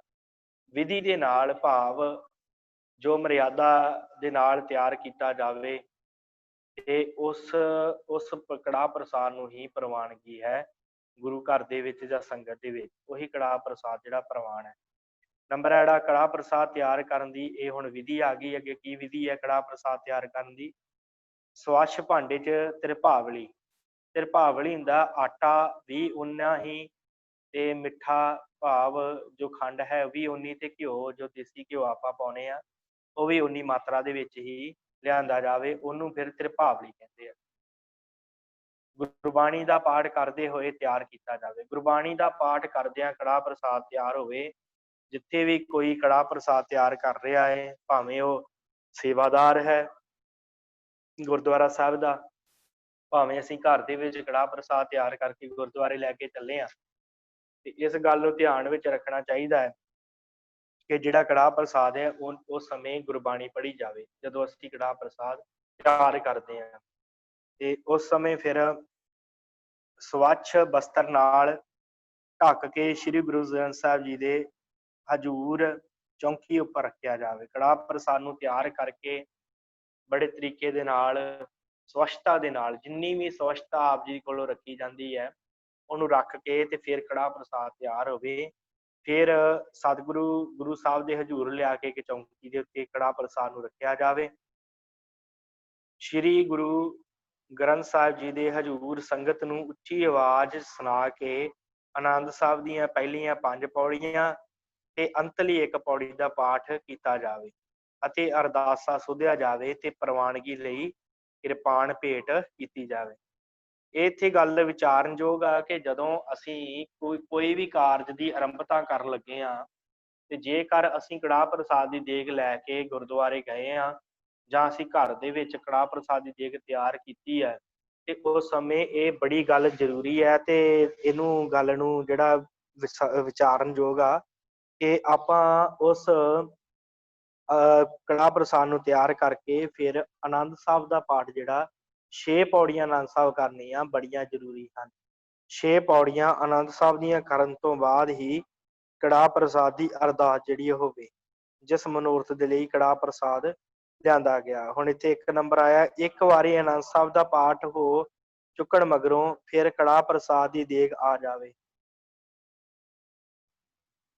ਉਪਰੰਤ ਦੇਗ ਆ ਜਾਵੇ ਤਾਂ ਆਨੰਦ ਸਾਹਿਬ ਦਾ ਪਾਠ ਮੁੜ ਨਹੀਂ ਕਰਨਾ, ਕਿਰਪਾਨ ਭੇਟ ਕਰਨਾ ਹੀ ਕਾਫੀ ਹੈ। ਹਾਂਜੀ, ਜਿਵੇਂ ਆਪਾਂ ਗੁਰਦੁਆਰਾ ਸਾਹਿਬ ਦੇ ਵਿੱਚ ਪਹਿਲੋਂ ਕੜਾਹ ਪ੍ਰਸਾਦ ਦੀ ਦੇਗ ਲੈ ਕੇ ਆਏ ਹਾਂ ਤੇ ਉੱਥੇ ਜਿਹੜਾ ਹੈ ਆਨੰਦ ਸਾਹਿਬ ਦੀਆਂ 6 ਪੌੜੀਆਂ ਹੋ ਚੁੱਕੀਆਂ ਹੈ ਤੇ ਬਾਅਦ ਵਿੱਚ ਅਸੀਂ ਕਿਸੇ ਦੇ ਘਰੋਂ ਕੜਾਹ ਪ੍ਰਸਾਦ ਦੀ ਦੇਗ ਆ ਗਈ ਹੈ, ਉਸ ਕੜਾਹ ਪ੍ਰਸਾਦ ਦੀ ਦੇਗ ਦੇ ਲਈ ਅਲੱਗ ਤੌਰ ਦੇ ਉੱਤੇ ਦੁਬਾਰਾ ਜਿਹੜਾ ਹੈ ਆਨੰਦ ਸਾਹਿਬ ਦਾ ਪਾਠ ਨਹੀਂ ਕਰਨਾ, ਕਿਉਂਕਿ ਪਹਿਲੋਂ ਆਨੰਦ ਸਾਹਿਬ ਦਾ ਪਾਠ ਹੋ ਚੁੱਕਾ ਹੈ। ਜਿਹੜੀ ਦੇਗ ਪਹਿਲੋਂ ਪਈ ਹੈ ਉਹਦੇ ਵਿੱਚ ਹੀ ਤੁਸੀਂ ਉਸ ਕੜਾਹ ਪ੍ਰਸਾਦ ਨੂੰ ਜਿਹੜਾ ਹੈ ਰਲਾ ਕੇ ਤੇ ਕਿਰਪਾਨ ਭੇਟ ਕਰਕੇ ਵਰਤਾ ਸਕਦੇ। ਸੋ ਉੱਪਰ ਆਪ ਜੀ ਨੇ ਪੜ੍ਹਿਆ ਕਿ ਫਿਰ ਅਰਦਾਸਾ ਸੋਧ ਕੇ ਤੇ ਕਿਰਪਾਨ ਪ੍ਰਵਾਨਗੀ ਲਈ ਕਿਰਪਾਨ ਭੇਟ ਕੀਤੀ ਜਾਵੇ। ਇੱਥੇ ਇੱਕ ਗੱਲ ਥੋੜੀ ਜਿਹੀ ਵਿਚਾਰਨਯੋਗ ਹੈ ਕਿ ਤੁਸੀਂ ਜਦੋਂ ਕੜਾਹ ਪ੍ਰਸਾਦ ਦੀ ਦੇਗ ਆਪਾਂ ਅਰਦਾਸੀਆ ਸਿੰਘ ਜਦੋਂ ਕਹਿੰਦਾ ਕਿ ਆਪ ਜੀ ਦੇ ਹਜ਼ੂਰ ਕੜਾਹ ਪ੍ਰਸਾਦ ਦੀ ਦੇਗ ਹਾਜ਼ਰ ਹੈ ਤੇ ਦਰ ਪ੍ਰਵਾਨ ਹੋਵੇ, ਉਦੋਂ ਵੀ ਕਈ ਕਿਰਪਾਨ ਭੇਟ ਕਰ ਦਿੰਦੇ ਆ ਤੇ ਕਈ ਜਦੋਂ ਹੁਕਮਨਾਮਾ ਸਾਹਿਬ ਹੁੰਦਾ ਹੈ ਉਸ ਤੋਂ ਬਾਅਦ ਕਿਰਪਾਨ ਭੇਟ ਕਰਦੇ ਆ। ਤੇ ਇਹ ਗੱਲ ਤੁਸੀਂ ਧਿਆਨ ਦੇਣ ਯੋਗ ਹੈ ਕਿ ਜਦੋਂ ਹੁਕਮਨਾਮਾ ਹੋ ਗਿਆ ਉਸ ਤੋਂ ਬਾਅਦ ਵੀ ਕਿਰਪਾਨ ਤੁਸੀਂ ਭੇਟ ਕਰ ਸਕਦੇ ਹੋ। ਇਹਦੇ ਵਿੱਚ ਕੋਈ ਸ਼ੰਕਾ ਨਹੀਂ ਕਰਨਾ ਕਿ ਜਦੋਂ ਅਰਦਾਸੀਏ ਸਿੰਘ ਨੇ ਕਿਹਾ ਕਿ ਆਪ ਜੀ ਨੂੰ ਪ੍ਰਵਾਨ ਹੋਵੇ ਉਦੋਂ ਹੀ ਕਿਰਪਾਨ ਜਿਹੜੀ ਭੇਟ ਕਰਨੀ ਹੈ। ਇਹਦੇ ਵਿੱਚ ਕੋਈ ਖਾਸ ਨਹੀਂ ਦੱਸਿਆ ਕਿ ਆਪਾਂ ਉਦੋਂ ਹੀ ਕਿਰਪਾਨ ਭੇਟ ਕਰਨੀ ਆ, ਭਾਵੇਂ ਕੜਾਹ ਪ੍ਰਸਾਦ ਦੀ ਦੇਗ ਨੂੰ ਵਰਤਾਉਣ ਲੱਗਿਆ ਹੀ ਕਿਰਪਾਨ ਭੇਟ ਕੀਤੀ ਜਾਵੇ, ਇਹਦੇ ਵਿੱਚ ਕੋਈ ਸ਼ੰਕਾ ਨਹੀਂ ਕਰਨੀ। ਨੰਬਰ ਈਡੀ ਇਸ ਤੋਂ ਉਪਰੰਤ ਸੰਗਤ ਨੂੰ ਵਰਤਾਉਣ ਤੋਂ ਪਹਿਲਾਂ ਕੜਾਹ ਪ੍ਰਸਾਦ ਵਿੱਚੋਂ 5 ਪਿਆਰਿਆਂ ਦਾ ਗੱਫਾ ਕੱਢ ਕੇ ਵਰਤਾਇਆ ਜਾਵੇ। ਉਪਰੰਤ ਸੰਗਤ ਵਿੱਚ ਵਰਤਾਉਣ ਲੱਗਿਆਂ ਪਹਿਲਾਂ ਤਾਬਿਆ ਬੈਠੇ ਸਿੰਘ ਨੂੰ ਉਹ ਜਿਹੜਾ ਗੱਫਾ ਦਿੱਤਾ ਜਾਵੇ।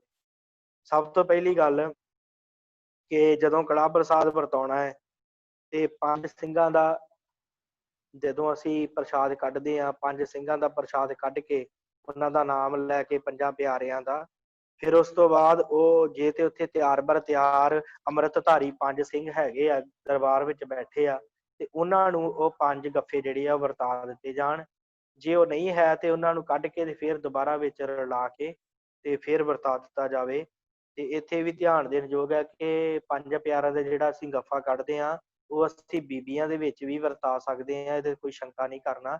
ਜੇ ਅੰਮ੍ਰਿਤਧਾਰੀ ਬੀਬੀਆਂ ਤਿਆਰ ਬਰ ਤਿਆਰ ਉੱਥੇ ਬੈਠੀਆਂ ਹੋਈਆਂ ਹਨ ਉਹਨਾਂ ਨੂੰ ਵੀ ਉਹ 5 ਪਿਆਰਿਆਂ ਦਾ ਗੱਫਾ ਆਪਾਂ ਵਰਤਾ ਸਕਦੇ ਹਾਂ।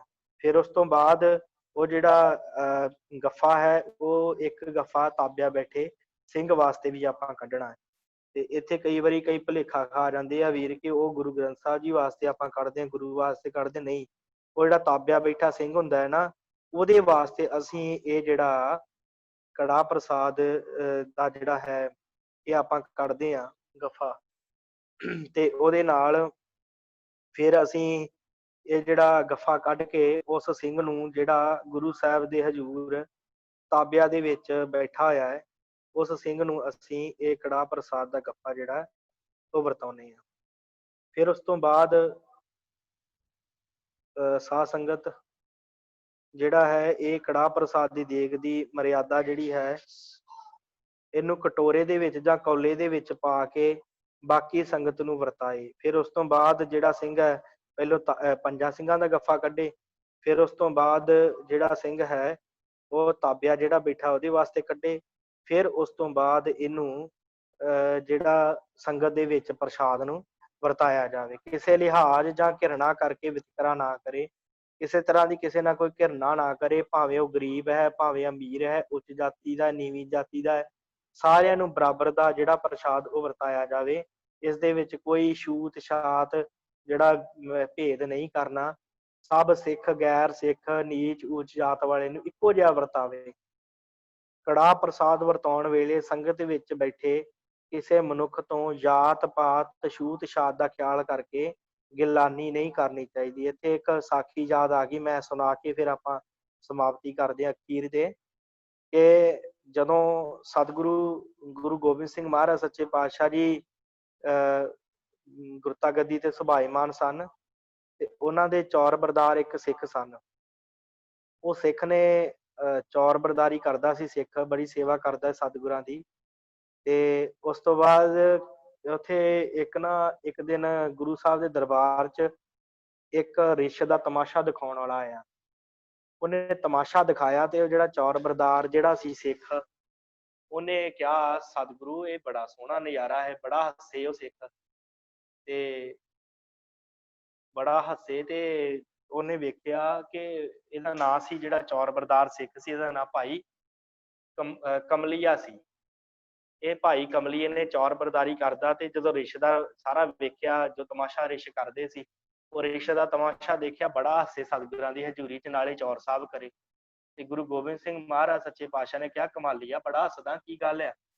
ਕਹਿੰਦਾ ਸਤਿਗੁਰੂ ਰਿਛ ਤੇ ਤਮਾਸ਼ਾ ਹੀ ਬੜਾ ਦਿਖਾਉਂਦੇ ਆ, ਮੈਨੂੰ ਤੇ ਮਜ਼ਾ ਹੀ ਬੜਾ ਆਉਂਦਿਆ ਦੇਖ ਕੇ, ਬਹੁਤ ਨਜ਼ਾਰੇ ਨਾਲ ਮੈਂ ਦੇਖ ਰਿਹਾ। ਤੇ ਸਤਿਗੁਰੂ ਕਹਿੰਦੇ ਆ ਇੰਨਾ ਹੱਸਣਾ, ਤੈਨੂੰ ਪਤਾ ਇਹ ਕੌਣ ਆ ਰਿਛ? ਕਹਿੰਦਾ ਜੀ ਕੌਣ ਆ ਇਹ, ਮੈਨੂੰ ਦੱਸੋ ਤੇ ਸਹੀ ਥੋੜਾ ਜਿਹਾ ਵਿਸਥਾਰ ਨਾਲ। ਕਹਿੰਦਾ ਜੀ ਇਹ ਅਸਲ 'ਚ ਸਤਿਗੁਰੂ ਗੁਰੂ ਗੋਬਿੰਦ ਸਿੰਘ ਮਹਾਰਾਜ ਕਹਿੰਦੇ ਕਿ ਭਾਈ ਕਮਾਲੀਆ ਇਹ ਤੇਰਾ ਪਿਓ ਸੀ ਪਿਛਲੇ ਜਨਮ, ਤੇ ਆ ਹੁਣ ਰਿਛ ਦੀ ਜੂਨੀ 'ਚ ਆਇਆ। ਤੇ ਭਾਈ ਕਮਾਲੀਏ ਨੇ ਬੜਾ ਗੁੱਸਾ ਕੀਤਾ। ਕਹਿੰਦਾ ਸਤਿਗੁਰੂ ਵੀ ਜੇ ਇਸ ਮੇਰੇ ਪਿਓ ਨੇ ਗੁਰੂ ਤੇਗ ਬਹਾਦਰ ਸੱਚੇ ਪਾਤਸ਼ਾਹ ਜੀ ਇੰਨੀ ਸੇਵਾ ਕੀਤੀ ਤੁਹਾਡੇ ਪਿਤਾ ਜੀ ਦੀ, ਉਹ ਪ੍ਰਸ਼ਾਦ ਵਰਤਾਉਂਦੇ ਸਨ, ਲੰਗਰ 'ਚ ਸੇਵਾ ਕਰਦੇ ਸਨ, ਇੰਨੀ ਸੇਵਾ ਕਰਨ ਦਾ ਉਹਨਾਂ ਨੂੰ ਫਲ ਕੀ ਮਿਲਿਆ ਕਿ ਇੱਕ ਰਿਛ ਦੀ ਜੂਨ। ਤੇ ਜੇ ਉਹਨਾਂ ਨੂੰ ਰਿਛ ਦੀ ਜੂਨ ਮਿਲੀ ਆ, ਤੇ ਮੈਨੂੰ ਤੇ ਗਾਂ ਫਿਰ ਬਾਂਦਰ ਦੀ ਜੂਨ ਮਿਲੂਗੀ, ਜਿਸ ਹਿਸਾਬ ਨਾਲ ਮੈਂ ਤੁਹਾਡੀ ਸੇਵਾ ਕਰਨ ਦਿਆਂ। ਤੇ ਗੁਰੂ ਸਾਹਿਬ ਨੇ ਕਿਹਾ ਕਿ ਅਸਲ 'ਚ ਕਮਾਲੀਆ ਤੂੰ ਗੱਲ ਜਿਹੜੀ ਆ ਉਹ ਠੀਕ ਕਹਿਣਾ, ਪਰ ਇਹਦੇ ਪਿੱਛੇ ਇੱਕ ਬੜਾ ਵੱਡਾ ਕਾਰਨ ਹੈ। ਤੇ ਕਹਿੰਦਾ ਜੀ ਮੈਨੂੰ ਦੱਸੋ ਕੀ ਕਾਰਨ ਆ? ਵੀ ਜੇ ਤੇ ਮੈਂ ਹੁਣ ਸੇਵਾ ਕਰਦਾ ਤੁਹਾਡੀ, ਫਿਰ ਮੈਨੂੰ ਗਾਂ ਬਾਂਦਰ ਬੁੰਦਰ ਦੀ ਜੂਨ ਮਿਲੂਗੀ, ਮੈਂ ਤੇ ਮੁਕਤ ਹੋਣ ਵਾਸਤੇ ਸੇਵਾ ਕਰਦਾ ਤੁਹਾਡੀ। ਤੇ ਜੇ ਤੁਹਾਡੇ ਸਿੱਖਾਂ ਨੂੰ ਇਹੋ ਜਿਹੀਆਂ ਜੂਨਾਂ 'ਚ ਜਾਣਾ ਪੈ ਗਿਆ ਤੇ ਫਿਰ ਫਾਇਦਾ ਕੀ ਆ? ਤੇ ਸਤਿਗੁਰਾਂ ਨੇ ਕਿਹਾ ਅਸਲ ਦੇ ਵਿੱਚ ਕੀ ਹੋਇਆ ਸੀ ਕਿ ਇੱਕ ਦਿਨ ਤੇਰਾ ਪਿਓ ਜਿਹੜਾ ਸੀ, ਗੁਰੂ ਤੇਗ ਬਹਾਦਰ ਜੀ ਦੇ ਦੀਵਾਨ ਦੀ ਸਮਾਪਤੀ ਹੋਈ, ਤੇ ਕੜਾਹ ਪ੍ਰਸਾਦ ਦੀ ਦੇਗ ਜਿਹੜੀ ਉਹ ਵਰਤ ਰਹੀ ਸੀ। ਤੇ ਕੜਾਹ ਪ੍ਰਸਾਦ ਦੀ ਦੇਗ ਵਰਤਾ ਰਿਹਾ ਸੀ ਤੇਰਾ ਪਿਓ। ਤੇ ਤੇਰੇ ਪਿਓ ਨੇ ਜਦੋਂ ਕੜਾਹ ਪ੍ਰਸਾਦ ਦੀ ਦੇਗ ਵਰਤਾਈ, ਤੇ ਵਰਤਾਉਂਦਿਆਂ ਜਿਹੜਾ ਸੀ ਇਹ ਸਾਰੀ ਸੰਗਤ 'ਚ ਵਰਤਾ ਰਿਹਾ ਸੀ, ਤੇ ਪਾਸੇ ਕਿਉਂ ਕੋਈ ਗੱਡਾ ਲੈ ਕੇ ਲੰਘ ਰਿਹਾ ਸੀ ਲੱਕੜਾਂ ਦਾ, ਤੇ ਉਹ ਕੋਈ ਸਵੇਰੇ ਸਿੱਖ ਉੱਠਿਆ ਹੋਊਗਾ, ਤੇ ਉਹਨੇ ਜਾ ਕੇ ਸੋਚਿਆ ਵੀ ਚਲੋ ਸਵੇਰੇ ਜਿਹੜਾ ਲੱਕੜੀਆਂ ਵੱਢ ਕੇ ਤੇ ਲੈ ਜਾਂਦੇ ਆ। ਉਹ ਗੱਡਾ ਲੱਕੜਾਂ ਦਾ ਭਰਿਆ, ਉਹਨੇ ਮਿੱਟੀ ਮੁੱਟੀ ਉਹਦੇ ਮੂੰਹ ਦੇ ਉੱਤੇ ਪਈ ਸੀ, ਬੁਰਾ ਹਾਲ ਸੀ ਉਹਦਾ। ਤੇ ਉਹ ਜਦੋਂ ਲੰਘਿਆ ਦਰਬਾਰ ਦੇ ਨੇੜੇ ਦੀ, ਉਹਨੇ ਵੇਖਿਆ ਵੀ ਕੜਾਹ ਪ੍ਰਸਾਦ ਦੀ ਦੇਗ ਵਰਤ ਰਹੀ ਆ, ਤੇ ਕਿਉਂ ਨਾ ਮੈਂ ਵੀ ਕੜਾਹ ਪ੍ਰਸਾਦ ਦੀ ਦੇਗ ਲੈ ਲਾਂ। ਤੇ ਉਹ ਜਦੋਂ ਕੜਾਹ ਪ੍ਰਸਾਦ ਦੀ ਦੇਗ ਲੈਣ ਵਾਸਤੇ ਅੱਗੇ ਹੋਇਆ, ਤੇ ਉਹ ਜਦੋਂ ਸਿੱਖ ਅੱਗੇ ਹੋਇਆ, ਤੇ ਤੇਰੇ ਪਿਓ ਨੇ ਜਿਹੜਾ ਉਹਦੇ ਮੂੰਹ ਵੱਲ ਵੇਖਿਆ, ਤੇ ਉਹਨੂੰ ਕੜਾਹ ਪ੍ਰਸਾਦ ਦੀ ਦੇਗ ਨਹੀਂ ਦਿੱਤੀ। ਤੇ ਜਦੋਂ ਨਹੀਂ ਦਿੱਤੀ, ਤੇ ਉਹ ਫਿਰ ਉੱਠ ਕੇ ਵਿਚਾਰਾ ਥੋੜਾ ਜਿਹਾ ਅੱਗੇ ਹੋ ਗਿਆ ਕਿ ਸ਼ਾਇਦ ਭਾਈ ਸਾਹਿਬ ਨੂੰ ਪਤਾ ਨਾ ਲੱਗਾ ਹੋਵੇ ਕੜਾਹ ਪ੍ਰਸਾਦ ਦੀ ਦੇਗ ਲੈਣ ਵਾਸਤੇ। ਉਹ ਜਦੋਂ ਗਾਂਹ ਹੋਇਆ, ਤੇ ਉਹ ਤੇਰੇ ਪਿਓ ਨੇ ਫਿਰ ਉਹਨੂੰ ਜਿਹੜਾ ਧਿਆਨ ਉਹਦੇ ਵੱਲ ਨਹੀਂ ਦਿੱਤਾ, ਤੇ ਉਹ ਅੱਗੇ ਜਾ ਕੇ ਵਰਤਾਉਣ ਲੱਗ ਗਿਆ। ਇਸੇ ਤਰ੍ਹਾਂ ਜਿਹੜਾ ਸਿੱਖ ਸੀ, ਜਿਹੜਾ ਗੱਡਾ ਲੈ ਕੇ ਆਇਆ ਸੀ ਲੱਕੜਾਂ ਦਾ, ਇਹਨੇ ਫਿਰ ਅੱਗੇ ਹੋ ਕੇ ਜਾ ਕੇ ਤੇ ਫਿਰ ਉਹਦੇ ਅੱਗੇ ਦੋ ਹੱਥ ਕਰਤੇ ਤੇਰੇ ਪਿਓ ਦੇ ਅੱਗੇ। ਤੇ ਤੇਰੇ ਪਿਓ ਨੇ ਪੈਂਦਿਆਂ ਲੈਂਦਿਆਂ ਗੁੱਸੇ ਦੇ ਵਿੱਚ ਇਹਨੂੰ ਬਚਨ ਕਹਿ ਦਿੱਤਾ ਕਿ ਤੂੰ ਕੀ ਰਿਛ ਵਾਂਗੂ ਉਛਲਦਾ ਫਿਰਦਾ, ਇੱਕ ਥਾਂ ਟਿਕ ਕੇ ਬਹਿ ਜਾ, ਤੈਨੂੰ ਪ੍ਰਸ਼ਾਦ ਮਿਲ ਜੂਗਾ। ਤੇ ਭਾਈ ਕਮਾਲੀਆ ਅਸਲ 'ਚ ਬਾਅਦ ਵਿੱਚ ਉਹ ਜਿਹੜਾ ਸਿੱਖ ਸੀ, ਉਹਨੇ ਜ਼ਮੀਨ ਤੇ ਡਿੱਗਾ ਹੋਇਆ ਇੱਕ ਪ੍ਰਸ਼ਾਦ ਦਾ ਟੁਕੜਾ ਚੁੱਕ ਕੇ ਮੂੰਹ 'ਚ ਪਾ ਕੇ ਗੱਲ ਆਖੀ ਸੀ ਕਿ ਤੂੰ ਇੱਕ ਗਰੀਬ ਸਿੱਖ ਨੂੰ, ਇੱਕ ਲੱਕੜਾਂ ਕੱਟਣ ਵਾਲੇ ਸਿੱਖ ਨੂੰ ਤੂੰ ਰਿਛ ਕਹਿਣਾ ਹੈ, ਤੇ ਤੈਨੂੰ ਰਿਛ ਦੀ ਜੂਨੀ ਤੈਨੂੰ ਮਿਲੇ। ਤੇ ਇਸ ਕਰਕੇ ਭਾਈ ਕਮਲੀਆ ਇਹ ਜਿਹੜਾ ਤੇਰਾ ਪਿਓ ਆ ਨਾ, ਉਹ ਰਿਛ ਦੀ ਜੂਨ ਦੇ ਵਿੱਚ ਆਇਆ। ਤੇ ਫਿਰ ਭਾਈ ਕਮਲੀਆ ਨੇ ਕਿਹਾ, ਬੇਨਤੀ ਕੀਤੀ ਕਿ ਸਤਿਗੁਰੂ ਕਿਰਪਾ ਕਰੋ, ਮੇਰੇ ਪਿਓ ਨੂੰ ਇਸ ਰਿਛ ਦੀ ਜੂਨੀ ਤੋਂ ਮੁਕਤ ਕਰੋ। ਫਿਰ ਸਤਿਗੁਰਾਂ ਨੇ ਉਹ ਰਿਛ ਨੂੰ ਖਰੀਦ ਕੇ ਤੇ ਫਿਰ ਕੜਾਹ ਪ੍ਰਸਾਦ ਦੀ ਦੇਗ ਬਣਾ ਕੇ ਤੇ ਉਸ ਰਿਛ ਨੂੰ ਛਕਾਈ ਤੇ ਫਿਰ ਉਹਦੀ ਮੁਕਤੀ ਹੋਈ। ਤੋ ਕਹਿਣ ਤੋਂ ਭਾਵ ਕਿ ਊਚ ਨੀਚ ਦਾ ਕੋਈ ਵਿਤਕਰਾ ਕੜਾਹ ਪ੍ਰਸਾਦ ਦੇ ਵਿੱਚ ਨਹੀਂ ਕਰਨਾ ਚਾਹੀਦਾ। ਤੇ ਇਹ ਜਿਹੜੀ ਬੜੀ ਵੱਡੀ ਸਾਡੇ ਕੋਲ ਉਦਾਹਰਨ ਹੈ ਗੁਰੂ ਸਾਹਿਬ ਦੇ ਜੀਵਨ ਦੇ ਵਿੱਚੋਂ। ਤੇ ਜਿਹੜਾ ਵੀ ਭਾਵੇਂ ਉੱਚੀ ਜਾਤੀ ਦਾ, ਭਾਵੇਂ ਨੀਵੀਂ ਜਾਤੀ ਦਾ, ਭਾਵੇਂ ਸਿੱਖ ਹੈ, ਭਾਵੇਂ ਗੈਰ ਸਿੱਖ ਹੈ, ਉਹਨੂੰ ਜਿਹੜਾ ਪ੍ਰਸ਼ਾਦ ਆਪ ਜੀ ਨੇ ਦੇਣਾ ਹੈ ਬਿਨਾਂ ਕਿਸੇ ਛੂਤ ਛਾਤ ਦੇ ਭੇਦਭਾਵ ਤੋਂ। ਨੰਬਰ ਸੱਸਾ, ਕੜਾਹ ਪ੍ਰਸਾਦ ਭੇਟਾ ਕਰਨ ਵੇਲੇ ਘੱਟ ਤੋਂ ਘੱਟ 1 ਟਕਾ ਨਗਦ ਅਰਦਾਸ ਵੀ ਹੋਵੇ। ਹੁਣ ਅਸੀਂ ਜਦੋਂ ਗੁਰਦੁਆਰਾ ਸਾਹਿਬ ਕੜਾਹ ਪ੍ਰਸਾਦ ਲੈ ਕੇ ਜਾਂਦੇ ਹਾਂ, ਉਸ ਸਮੇਂ ਜੇ ਕੜਾਹ ਪ੍ਰਸਾਦ ਦੀ ਦੇਗ ਕਰਵਾਈ ਹੈ ਕਿਸੇ ਕਾਰਜ ਵਾਸਤੇ, ਤੇ ਉੱਥੇ ਅਸੀਂ ਕੁਝ ਟਕੇ ਘੱਟ ਤੋਂ ਘੱਟ ਜਿੰਨੀ ਆਪਣੀ ਯਥਾ ਸ਼ਕਤ ਹੈ, 10 ਰੁਪਏ 5 ਰੁਪਏ, ਉਹ ਜਿਹੜਾ ਗ੍ਰੰਥੀ ਸਿੰਘ ਨੂੰ ਜ਼ਰੂਰ ਦਿੱਤੇ ਜਾਣ ਅਰਦਾਸ ਦੇ ਵਾਸਤੇ, ਜਿਹੜਾ ਅਰਦਾਸੀਆ ਸਿੰਘ ਹੈ। ਤੇ ਜੇ ਗੁਰਦੁਆਰਾ ਸਾਹਿਬ ਦੇ ਉੱਥੇ ਗੁਲਕ ਦੇ ਵਿੱਚ ਵੀ ਆਪ ਜੀ ਉੱਥੇ ਨਕਦ ਪੈਸੇ ਪਾ ਸਕਦੇ ਹੋ, ਕਿਉਂਕਿ ਅਰਦਾਸੀਆ ਸਿੰਘ ਨੇ ਅਰਦਾਸ ਕਰਨੀ ਹੁੰਦੀ, ਗੁਰੂ ਦਾ ਵਜ਼ੀਰ ਹੁੰਦਾ ਤੇ ਉਹਨੇ ਆਪਣੀ ਜਿਹੜੀ ਗੁਰੂ ਦੇ ਅੱਗੇ ਅਰਦਾਸ ਕਰਨੀ ਹੁੰਦੀ ਹੈ। ਇਸ ਕਰਕੇ ਜਿਹੜੀ ਯਥਾ ਸ਼ਕਤ ਜਿੰਨੇ ਵੀ ਆਪ ਜੀ ਕੋਲੋਂ ਸਰ, ਭਾਵੇਂ 5 ਰੁਪਏ ਹੈ, ਭਾਵੇਂ 10 ਹੈ, ਭਾਵੇਂ 1 ਟਕਾ ਇੱਥੇ ਲਿਖਿਆ, ਤੇ ਜਿੰਨੇ ਵੀ ਹੋ ਸਕੇ ਆਪ ਜੀ ਉਹ ਭੇਟਾ ਦੇ ਨਾਲ ਜਿਹੜਾ ਹੈ ਕੜਾਹ ਪ੍ਰਸਾਦ ਦੇ ਨਾਲ ਭੇਟਾ ਕਰਨੇ ਹੈ। ਸੋ ਇਹ ਆਪਾਂ ਅੱਜ ਕੜਾਹ ਪ੍ਰਸਾਦ ਤੱਕ ਹੀ ਵਿਚਾਰਾਂਗੇ। ਕੱਲ ਨੂੰ ਕਥਾ ਦੀ ਜਿਹੜਾ ਗੁਰਬਾਣੀ ਦੀ ਕਥਾ ਕੀ ਹੈ, ਇਹਦੇ ਬਾਰੇ ਜਿਹੜੀ ਹੈ ਉਹ ਆਪਾਂ ਵਿਚਾਰ ਕਰਨੀ ਹੈ। ਇੱਥੇ ਆਪਾਂ ਹੁਣ ਸਮਾਪਤੀ ਕਰਦੇ ਹਾਂ ਤੇ 5 ਮਿੰਟ ਆਪ ਜੀ ਦੇ ਨਾਲ ਭਾਈ ਪਰਮਜੀਤ ਸਿੰਘ ਜੀ ਲਾਉਣਗੇ, ਉਹ ਆਪ ਜੀ ਨੂੰ ਇਤਿਹਾਸ ਦੇ ਨਾਲ ਜਾਣਕਾਰੀ ਦੇਣਗੇ। ਸੋ ਦਾਸ ਵੱਲੋਂ ਇੱਥੇ ਸਮਾਪਤੀ ਹੈ ਜੀ। ਵਾਹਿਗੁਰੂ ਜੀ ਕਾ ਖਾਲਸਾ, ਵਾਹਿਗੁਰੂ ਜੀ ਕੀ ਫਤਿਹ।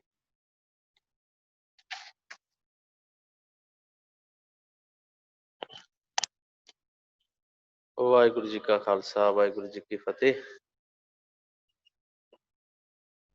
ਆਪ ਜੀ ਸਿੱਖ ਰਹਿਤ ਮਰਿਆਦਾ ਦੇ ਬਾਰੇ ਜੋ ਵਿਚਾਰ ਹੈ ਉਹ ਸ਼੍ਰਵਣ ਕਰ ਰਹੇ ਸੀ ਕਿ ਸਿੱਖ ਨੇ ਜੋ ਸਿੱਖ ਰਹਿਤ ਮਰਿਆਦਾ ਦੇ ਵਿੱਚ ਜੋ ਗੁਰਦੁਆਰਾ ਆਪਸ਼ਨ ਹੈ, ਉੱਥੇ ਕੀ ਕੁਝ ਹੋਣਾ ਚਾਹੀਦਾ ਹੈ, ਕਿਸ ਤਰ੍ਹਾਂ ਕੜਾਹ ਪ੍ਰਸ਼ਾਦ ਬਣਾਉਣ ਦੀ ਵਿਧੀ ਕਿਵੇਂ ਤਿਆਰ ਕੀਤਾ ਜਾ ਸਕਦਾ ਹੈ, ਕੜਾਹ ਪ੍ਰਸਾਦ ਕਿਵੇਂ ਵਰਤਾਇਆ ਜਾ ਸਕਦਾ ਹੈ।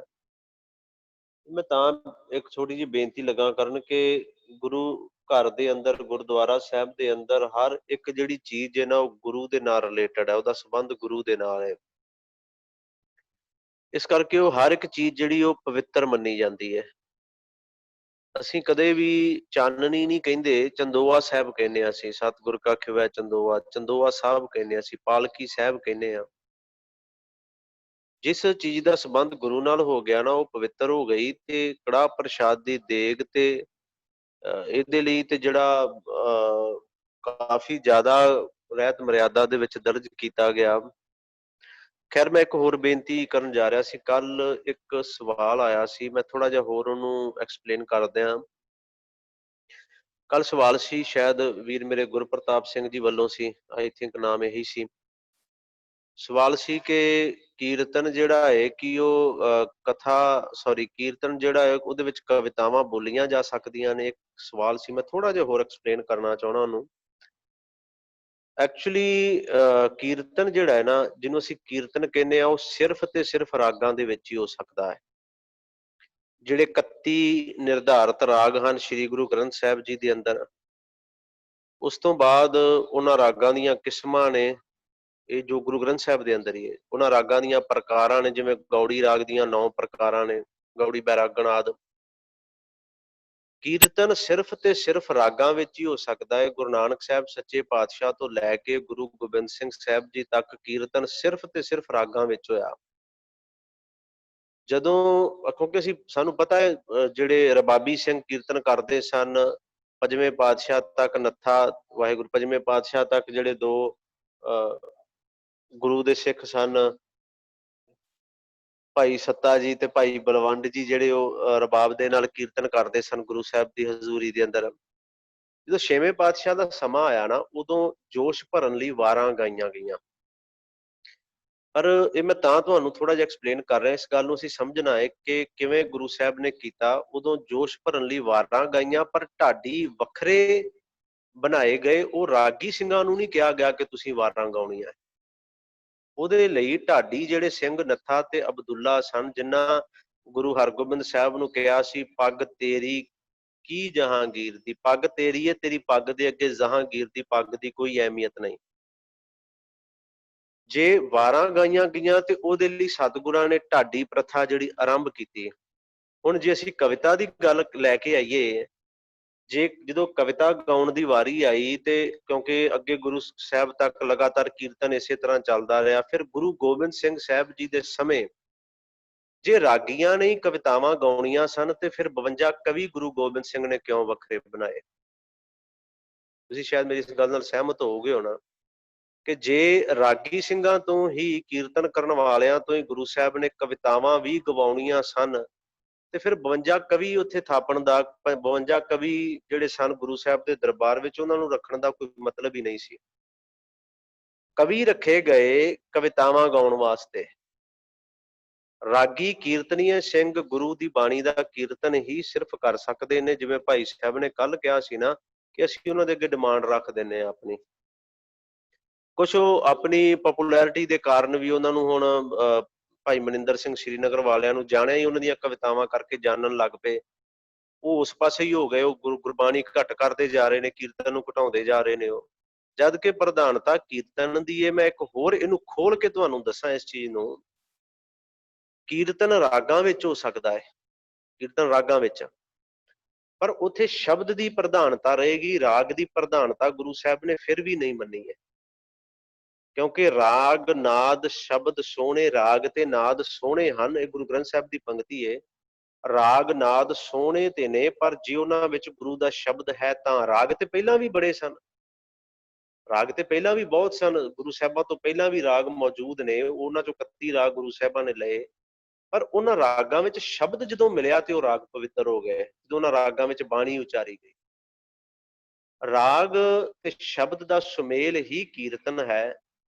ਕਵਿਤਾਵਾਂ ਗਾਉਣ ਵਾਸਤੇ ਗੁਰੂ ਸਾਹਿਬ ਨੇ ਆਪਣੇ ਦਰਬਾਰ ਵਿੱਚ 52 ਕਵੀ ਰੱਖੇ, ਨਹੀਂ ਤੇ ਉਹ ਵੀ ਰਾਗੀ ਸਿੰਘਾਂ ਤੋਂ ਜਿਹੜੀਆਂ ਕਵਿਤਾਵਾਂ ਗਵਾ ਸਕਦੇ ਸਨ। ਗੁਰੂ ਜੋ ਮਰਜ਼ੀ ਕਰਵਾ ਸਕਦਾ, ਉਦੋਂ ਪ੍ਰਥਾ ਚਲਾ ਦਿੰਦੇ, ਪਰ ਗੁਰੂ ਸਾਹਿਬ ਨੇ ਉਹ ਪ੍ਰਥਾ ਨਹੀਂ ਚਲਾਈ, ਉਹਦੇ ਲਈ 52 ਕਵੀ ਆਪਣੇ ਦਰਬਾਰ ਵਿੱਚ ਵੱਖਰੇ ਰੱਖੇ। ਸੋ ਇਹ ਜ਼ਰੂਰੀ ਹੈ ਕਿ ਇਹ ਥੋੜਾ ਜਿਹਾ ਅਸੀਂ ਸਮਝੀਏ, ਅਸੀਂ ਇਸ ਗੱਲ ਨੂੰ ਅਪਣਾਈਏ ਆਪਣੇ ਅੰਦਰ ਕਿ ਜਿਹੜੀਆਂ ਕਵਿਤਾਵਾਂ ਨੇ ਇਹ ਰਾਗੀ ਸਿੰਘਾਂ ਦਾ ਕੰਮ ਜਿਹੜਾ ਹੈ ਉਹ ਨਹੀਂ ਹੈ।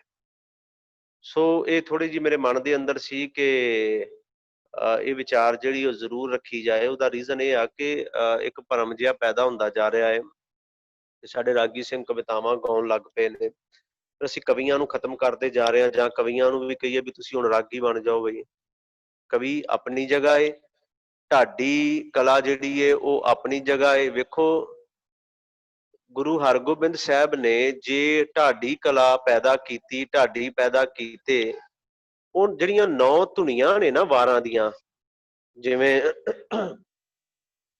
ਟੁੰਡੀ ਅਸਰਾਜੇ ਕੀ ਧੁਨੀ ਹੈ, ਲੱਲਾ ਬਹਿਲੀਮਾ ਕੀ ਧੁਨੀ ਹੈ, ਜਿਹੜੀਆਂ ਧੁਨੀਆਂ ਨੇ ਨਾ 9, ਇਹਨਾਂ ਸੱਤਾ ਤੇ ਬਲਵੰਡ ਨੂੰ ਹੁਕਮ ਸੀ ਕਿ ਵਾਰਾਂ ਇਹਨਾਂ ਧੁਨੀਆਂ ਤੇ ਹੀ ਗਾਉਣੀਆਂ ਹਨ। ਇਹ ਜਿਹੜੀਆਂ ਧੁਨੀਆਂ ਇਹਨਾਂ ਤੋਂ ਬਾਹਰ ਨਹੀਂ ਜਾਣਾ।